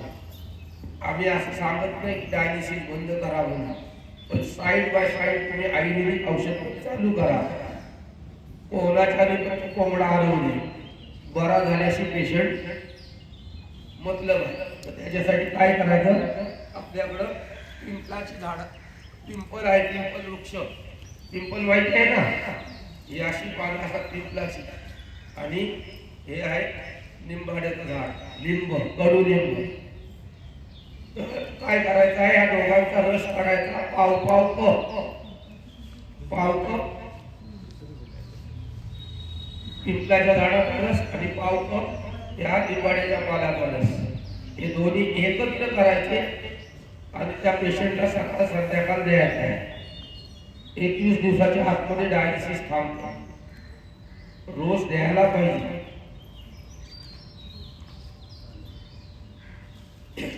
एवढं आपल्याकडे आपण स्वर्गात जन्माला आलो. भारतामध्ये हे सगळं उपलब्ध आहे. नुसते घरातून बाहेर पडले की सगळ्या वनस्पती सांगतात आपला वापर करा. नंतर टाइम जवळ संपलेला आहे. तर हे एक अशोकाचं झाड आहे. अशोक हे शोच अशोक नाही. त्याला अशी गुच्छा फुलं येतात. अशोकास रानटी अशोक. जिथे जिथे सीताबाईंनी 14 वर्ष वनवासात प्रवास केलेला आहे त्या त्या जंगलात ही झाडं रुजतात. हे सांगाच तात्पर्य स्त्रियांचे सगळे आजार हे बरं करतो. याच्या सालीचा काढा पिला काही नसलं तरी पण स्त्रियांनी हे कुठं भेटलं ती 5-5, 7-7 दिवस त्याचा काढा पिया. काही नसलं तरी पण तुमचे सगळे विकार, मासिक पाळीचे, रक्ताचे, पिसीओडी हे सगळे विकार हा अशोकाचं झाड बरा करतो. सीता अशोक. आमच्या कनकेश्वरच्या जंगलात हजारो झाड आहेत. पण जवळ 1000 झाडांची सगळ्यांची साल काढून नेली. कोणी दिली माहीत नाही. एवढा उपयोग करतात त्या अशोकाच्या झाडाचा. आता आपला वेळ संपलेला आहे आणि आमचं जे काय ज्ञान होतं ते तुम्ही ऐकलं त्याच्याबद्दल आपलं सगळ्यांचे धन्यवाद. आणि तुम्हाला जर ह्या ज्या वस्तू आहेत त्या लागल्या तरी आम्ही चार्ज देतो दोघे पण. तर हे बाय पोस्ट किंवा आमचा फोन नंबर घेऊन फोन केला तर बाय पोस्टाने पाठवतो किंवा कोण येणार असेल तरी पण त्याच्याबरोबर पाठवतो. तर सर्वांनी आजपासून चहा बंद करून हा काढा पिया. बीपी पासून तुम्हाला मुक्तता भेटेल. तुमचं कोलेस्ट्रॉल नॉर्मल होईल. परवाच एक क्लिप ऐकली राजीव दीक्षितांची. तर त्यांनी ते सांगितलं शुगर का होते तर तुमचं कोलेस्ट्रॉल वाढलं रक्तात की जो इन्सुलिन असतो तो खाली बसतो रक्तातून त्याच्यामुळे पण शुगर होते. तर हे अर्जुनच्या सालीचा काढा पिला तर शुगर कमी होते. आता हा 4 प्रकारे शेवटचं सांगतो. अर्जुनची साल 4 प्रकारे घेता येते. किती? 4 प्रकारे. एखाद्याजवळ काहीच नाही, पाणी पण नाही, तरी डायरेक्ट चावून खाली तरी पण चालते, काम करणार. दुसरं पाण्यामध्ये उकळवून पिली तरी पण चालते. तिसरं दुधामध्ये उकळवून पियाली तरी पण चालते. आणि चौथं सांगितलेला काढा चहा बंद करून हे चालू करायचं. हो, धन्यवाद.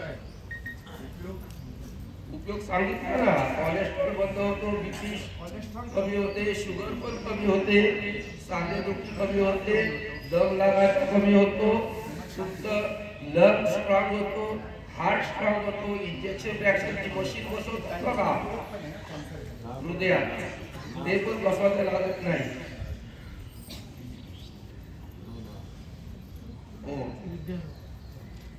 पुण्याचे हरिओम सगळ्यांना. आजचं सेशन खऱ्या अर्थाने योग साधना तर झालीच झाली, पण त्याचबरोबर सगळ्यात साधे सोपे आणि जे आपल्या किचन रूममध्ये आहे, ही जी महिलांची खास प्रयोगशाळा आहे, तिच्यामध्ये हे सगळे आयुर्वेदिक पदार्थ आहेत. अतिशय मोलाची माहिती या दोघांनी आपल्याला या ठिकाणी दिली. आज या ठिकाणी आपल्या या सेशनला महाराष्ट्र भूषण हरिभक्त परायण श्री रामदासजी महाराज पाटील हेही या ठिकाणी उपस्थित राहिले. आपण टाळ्या वाजवून शब्दसुमनांनी महाराजांचं स्वागत करूया. धन्यवाद. त्याचबरोबर आज या ठिकाणी डॉक्टर रवींद्र काशीनाथ पाटील, पतंजली किसान सेवा समिती जिल्हा प्रभारी, यांनी जे आपल्या परिसरामध्ये असलेले जे काही वृक्ष आहेत, वेली आहेत, पानं आहेत, फुलं आहेत, यांची किती सहज, साध्या आणि सोप्या पद्धतीने आपल्याला मार्गदर्शन केलेलं आहे. असं म्हणतात ना की काखेत कळसा आणि गावाला वळसा, हे सगळं आपल्या परिसरामध्ये असतं. पण आपल्याला याचं ज्ञान नसतं आणि ती संपूर्ण ज्ञान अगदी ज्ञानाचं भांडार ह्या दोन्ही डॉक्टरांनी आपल्याला अगदी सहजपणे साध्या भाषेमध्ये समजेल रुचेल अशा पद्धतीने आपल्याला सांगितलेलं आहे आणि नक्कीच या दोघांचं आजच्या ह्या शिबिराच्या माध्यमातून आपल्या सगळ्यांच्या वतीने मी खूप खूप आभार मानतो आणि खऱ्या अर्थाने ज्ञानाचं भांडार आयुर्वेद काय आहे, योगाच्या माध्यमातून आयुर्वेदाची साधना जर आपण केली की आपलं आयुष्य किती निरामय आणि दीर्घायुष्य होऊ शकतं याचं हे मूर्तिमंत उदाहरण आपल्याला या ठिकाणी या दोघांनी अतिशय छान सोप्या भाषेमध्ये समजून सांगितलं. या दोघांचंही आजच्या या सेशनच्या वतीने मी खूप खूप आभार मानतो आणि आता शेवटाकडे आपण आता वळणार आहोत. मी पुन्हा येतोय या ठिकाणी यांच्याकडे माईक सोपवतो आणि आपण समारोपाकडे जाणार आहोत. काही कॅन्सरग्रस्त आहेत ना, त्यांचं निवेदन होणार आहे म्हणजे मनोगत. हो, आज आपल्याला जी काही माहिती मिळाली आहे या माहितीचाच उपयोग करून आज या मंचावरती एक ताई आपलं मनोगत या ठिकाणी व्यक्त करत आहे. त्या खरं कॅन्सरग्रस्त आहे, भरपूर उपचार झालेले आहेत, पण आयुर्वेदातून त्यांना कशी या ठिकाणी खूप आरोग्य संपन्न असं जीवन मिळालं ते आपण प्रत्यक्ष त्यांच्याकडूनच ऐकूया. छाया रमाकांत जाधव. मी घर काम करत होती, पण मला अचानक 2 महिन्यात माझा आजार कळला. त्यामुळे मग मी डॉक्टरकडे गेली आणि मला त्या दादांचं समजलं गावठी औषध घेतात. मी तिथं गेली आणि 1 वर्ष झालं मी आता गोळ्या नाही काय नाही, त्यांच्या औषधाने मला फरक पडला. मला काही त्रास होत नाही. मी त्यांची लय आभारी आहे. ताईंनी जो अनुभव सांगितलेला आहे यांची सध्या ट्रीटमेंट आयुर्वेदाच्या माध्यमातून डॉक्टर रवींद्र पाटील यांच्याकडे सुरू आहे. त्यांना डॉक्टरांसाठी सुद्धा आपण छान टाळ्या वाजवून त्यांचं कौतुक करूया आणि ताईंना दीर्घायुष्य लाभो अशी आपण जलाराम बाप्पाकडे प्रार्थना करूया आणि डॉक्टरांनाही त्यांच्या हातामध्ये यश येऊ दे ही प्रार्थना करूया. धन्यवाद. शांती पाहिजे. हा, कोणाला अजून काही शंका असतील तर विचारू शकता. कोणाला कोणताही विकार असेल आणि त्याच्यावरती काय ताबडतोब उपाय हवा असेल तर त्याविषयी प्रश्न तुम्ही विचारू शकता.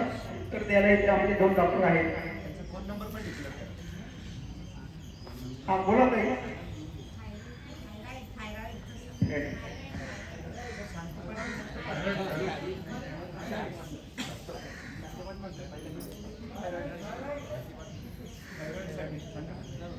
हो, थायरॉइड झालाय त्यांच्यासाठी एक प्राणायाम आहे, तो करायचा आहे 21 वेळा. किती? 21 वेळा. पहिलं 108 वेळा ज्याला झाला आजार त्यांनी जास्त करायचा आहे. जसं ज्याला पैसा जास्त लागतो तो जास्त काम करतो कमवण्यासाठी, तसंच थायरॉइड असेल तर पहिलं हा प्राणायाम 21 वेळा करायलाच पाहिजे सकाळी. त्याच्यासाठी काय करायचं, पहिला दाखवतो असा उज्जाई प्राणायाम, त्याच्या अगोदर 108 वेळा हे करायचं.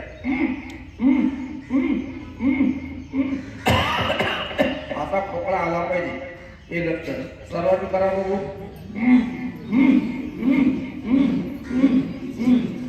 खोकला आला तर बरोबर केलंय, नाहीतर नुसता आवाज काढला. घर्षण श्वास घ्यायचा आहे, खोकला 100% येतो नवीन माणसाला. नाही झाला तर समजा ते डुप्लिकेट आवाज काढला. आता हे 108 वेळा करायचं आहे. किती? त्याच्यानंतर पुढे प्राणायाम चालू होतो, उज्जाई प्राणायाम. हा घर्षणयुक्त श्वास घ्यायचा, जेवढी तुमची ताकद असेल तेवढं. नंतर तो रोखून ठेवायचा, हे हलवटी ते लावून हे जालिंदर बंद लावायचा, तो श्वास रोखून ठेवायचा आणि तुमचा दम संपला, ताकद संपली की उजवी नाकपुडी बंद करून डाव्या नाकपुडीने तो श्वास सोडायचा. दाखवतो प्राणायाम करून.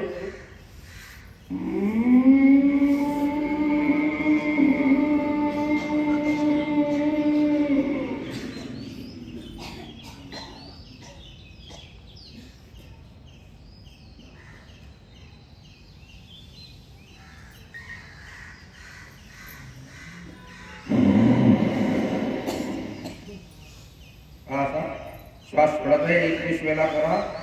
त्या नुसत्या उज्जाई प्राणायामाने पण तुमचं थायरॉइड बरा होईल. आता त्याच्या जोडीला अजून काय करायचं आहे, तुमच्या घरात धने आहेत भरपूर, रोज 1 चमचा धने कुटून टाकायचे पाण्यात रात्री, आणि सकाळी उठल्यानंतर तू पाणी हलकं कोमट करून प्यायचं आणि ते धने चावून खायचे. नंतर आता गावठी कोथमीर भरपूर येते मार्केटमध्ये, तर ती मार्केटची कोथमीर आणायची गावठी, मुलासकट ठेचायची छोटी जुडी घेऊन, आणि त्याच्यात थोडी मिश्री, धागेवाली मिश्री मोठी चवीपुरती ती टाकायची, आणि ते सरबत करून दिवसातून 2 ते 3 वेळा प्यायचं आहे. आणि पैसे असतील तर स्वामीजींचं थायरोग्रीप म्हणून टॅबलेट काढलेली आहे, त्याच सेवन करायचं आहे. एवढं केलं की थायरॉइड नॉर्मल होतो. पण 21 वेळा उज्जाई प्राणायाम करायलाच पाहिजे.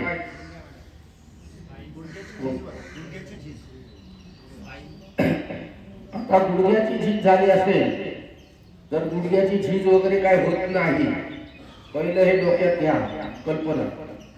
मी आरोग्य खात्यात 27.5 वर्ष सर्व्हिस करून विस्तार अधिकारी आरोग्य पगार घेऊन रिटायर झालेलो आहे.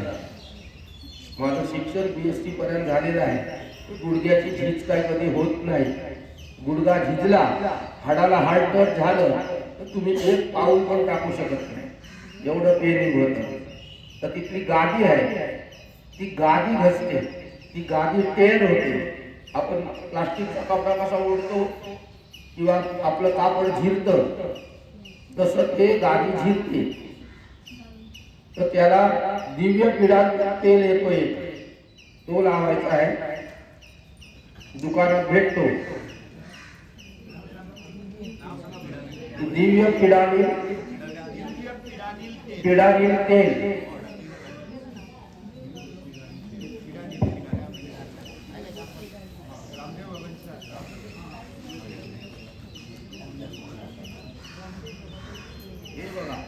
हे असं तेल आहे.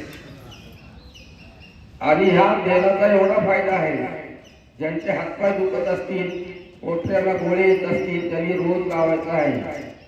नंतर ज्यांना मांडी घालून बसता येत नाही, हे पाटील साहेब 15 मिनिटात मांडी घालून देतात.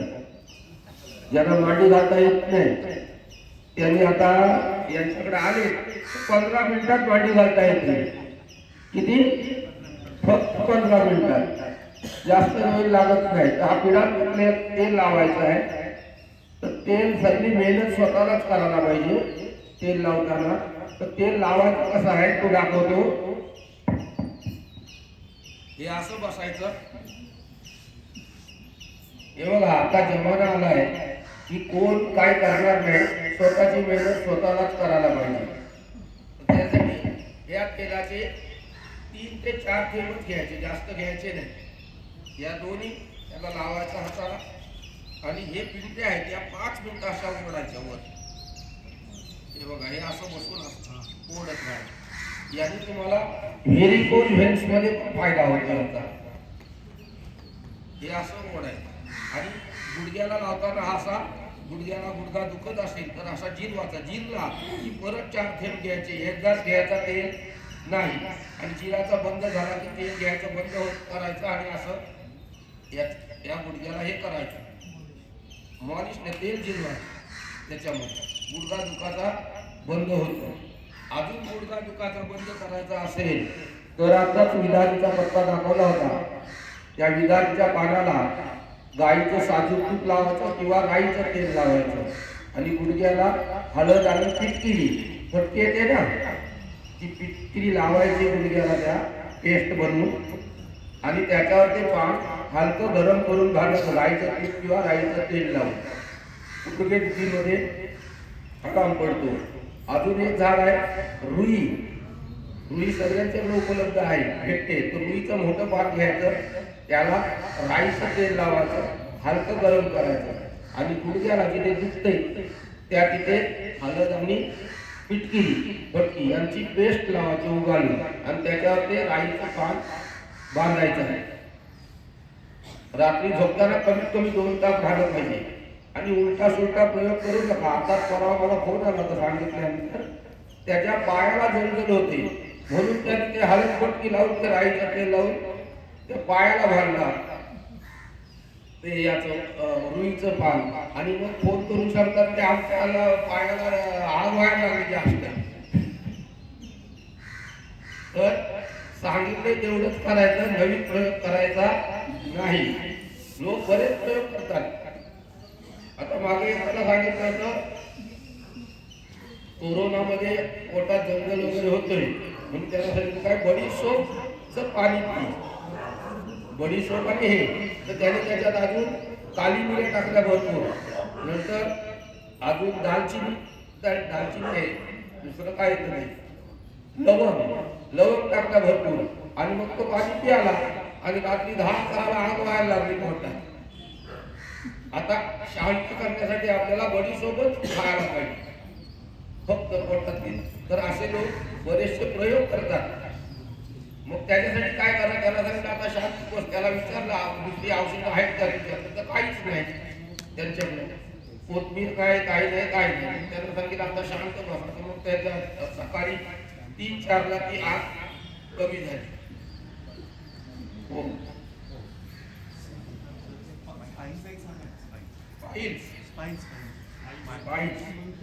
हा भुंक्याला गॅप असेल तर बघा, याला ज्याला पट्टा लागला असेल याला कमरेला किंवा याला तो 7 ते 21 दिवसात सुटतो. मानेचा पट्टा सोडायचा असेल तर हा दाखवतो, हा व्यायाम करायचा 21 वेळा. किती? 21 वेळा. आपण काय तो धरसून वृत्ती करतो. हे असे हात घ्यायचे मोठ्या अंगाच्या आणि याला असं टच करायचं. हे बघा, त्याला अंगठा याला हे सुटलं नाही पाहिजे तुमचं. हे पुढं नेलं की काही कालचं अर्धा सुटतं, मध्ये सुटतं, हे सुटलं नाही पाहिजे. हे असं केलं की पूर्ण ताकद लावायची इथे. पहिली पूर्ण ताकद लावली ती श्वास घ्यायचा आणि श्वास न सोडता हे हात पुढे करायचा सावकाश सावकाश सावकाश आणि पुन्हा जाग्यावर श्वास सोडायला लागायचा. असं 21 वेळा करायचं. 7 ते 21 दिवसात पट्टा सुटतो मानेचा. नंतर कमरेसाठी भुजंगासन आणि मर्कटासन करायचं आहे आणि हे तेल तर लावायचं आहे कमरेला. तेल दिवसातून ज्याची कंबर दुखते त्यांनी 3 ते 5 वेळा लावायचं आहे. याच्या जोडीला पिडालिन गोल्ड टॅबलेट येते, ही टॅबलेट खायची आहे. दुखत असेल तर 2-2 खायच्या सकाळ संध्याकाळ, दुखत नसेल फक्त रात्री घ्यायची आहे. नंतर आर्थोग्रीप म्हणून एक टॅबलेट येते, आर्थोग्रीप, त्या टॅबलेट सकाळ संध्याकाळ 2-2 घ्यायचे आहे. साधारणतः कंबरदुखी मानदुखी ही तुमच्या मुलामध्ये आंबट जास्त खाल्यामुळे होते. जवळजवळ 99% ते जो युरिक ऍसिड वगैरे आहे आमवार तो त्या सांध्यामध्ये जातो आणि मग ते चालू होते. तर ते भुजंगासन शिकवलंय. कंबरदुखी असेल तर 500 ते 1000 वेळा करायला लागतो. असं एकदा करून जमत नाही. 100 वेळा तरी कमीत कमी भुजंगासन करावं लागतं. दाखवतो तुम्हाला करून. भुजंगासन जो आहे तो असं कंबर दुखत असेल तर असं आहे, तर असं प्रॅक्टिस करून करावा लागतो. साधारण 100 ते 1000 वेळा तरच होतो, नाहीतर होत नाही. 1 मिनिट करणार, इकडे तिकडे बघणार, तो काय करतोय, कसला वास येतोय, काय येतोय ते बघणार, त्याने काय होत नाही. मन लावून करायला पाहिजे. नंतर त्यांचं वजन वाढलंय, पोट वाढलंय, त्यांनी हा 1000 वेळा करायला लागतो. हे असं साधा व्यायाम आहे. याने पण तुमचा पोट कमी होतो, वजन कमी होतो. 1000 वेळा करायला पाहिजे एका टायमाला. तुम्ही करता किती? 1 मिनिट करणार, त्या 1 मिनिटात पण 5 वेळा 10 वेळा ते डोळे उघडून इकडे तिकडे बघत राहणार. आपले जे सगळे उपाय सांगितले, जे पिडामिल तेल वगैरे, थायरोगिन, ऑर्थोग्रीन, हे सगळे ऑर्डरनी ॲपवर आपल्याला अवेलेबल आहे. ऑर्डरनी ॲप तुम्ही डाउनलोड केलं तर तुम्हाला हे कालचं पण जे तेल वगैरे होतं ते पण तुम्हाला तेल, कोकोनट, व्हर्जिन कोकोनट ऑइल असे सगळे आयटम जे आहेत आणि हे पण सगळे items आपल्या डिस्प्लेला ते सगळे ऑर्डर मी ॲपवर उपलब्ध आहेत आणि ती डिलिव्हरी फ्री आहे. तुम्हाला होम डिलिव्हरी खोपोलीमध्ये फ्री मिळते. फक्त 3-4 दिवस लागतात पण तुम्हाला हे सगळे आयटम तुमच्या तिथं मिळेल. स्टोअरमध्ये अवेलेबल नसले तरी काल ते इसपूल पण सांगितलं होतं ते पण अवेलेबल आहे ऑर्डर मी ॲपवर. मी काल चेक केले. तर कोणालाही कुठलीही जे पदार्थ सांगितले पाहिजे असतील तर ते ऑर्डर मी ॲपवर डाउनलोड करून घेऊ शकता. थँक्यू. या ठिकाणी उपस्थित असलेले महाराष्ट्र भूषण हरिभक्त पर्याय श्री रामदासजी महाराज यांचं आपण उपवस्त्र देऊन स्वागत करत आहोत. मानुसरे भाऊंना मी विनंती करतो की महाराजांना इथे मंचावरती आणायचं आहे आणि या सत्कारानंतर शांतीपाठ होईल आणि आपलं सेशन या ठिकाणी संपेल.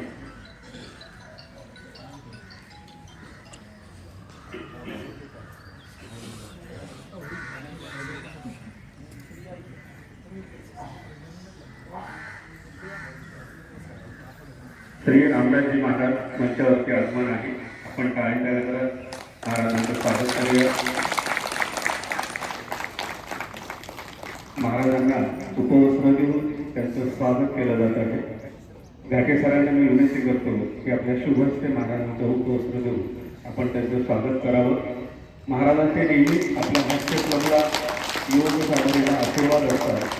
ज्या वेळेस आपण महाराजांची आठवण काढतो त्याच्यावेळेस महाराज आपल्या पाठीमागे उभे असतात आणि माऊलींचे आशीर्वाद त्यांच्या माध्यमातून आपल्याला या ठिकाणी मिळत असतात. धन्यवाद. यानंतर शांतीपाठ होईल आणि आपलं सेशन या ठिकाणी संपेल. धन्यवाद.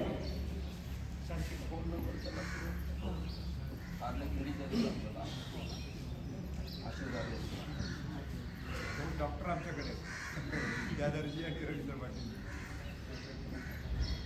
शांतीपाठ शांतीपाठ आणि आज आपल्या योग वर्गाची शांतता समाप्ती आहे. शांतीपाठ. ओम देव शांती अंतरिक्ष शांती पृथ्वी शांती शराब औषधय शांती वनस्पतय शांती देवाः शांती ब्रह्म शांती सर्वं शांती शांती देवं शांती सामा शांती देवी.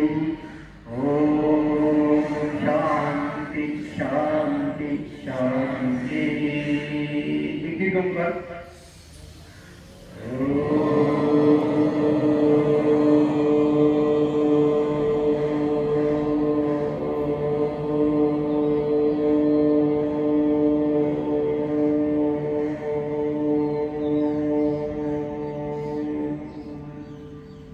दर्शनी हात वरती द्या. दर्शन करा. सर्वांना नमस्कार. सर्वांना शुभ आणि आनंदाचा आणि आरोग्याचा दिवस जावो. काय आरोग्याविषयी आपल्याला फार चांगली माहिती मिळालेली आहे.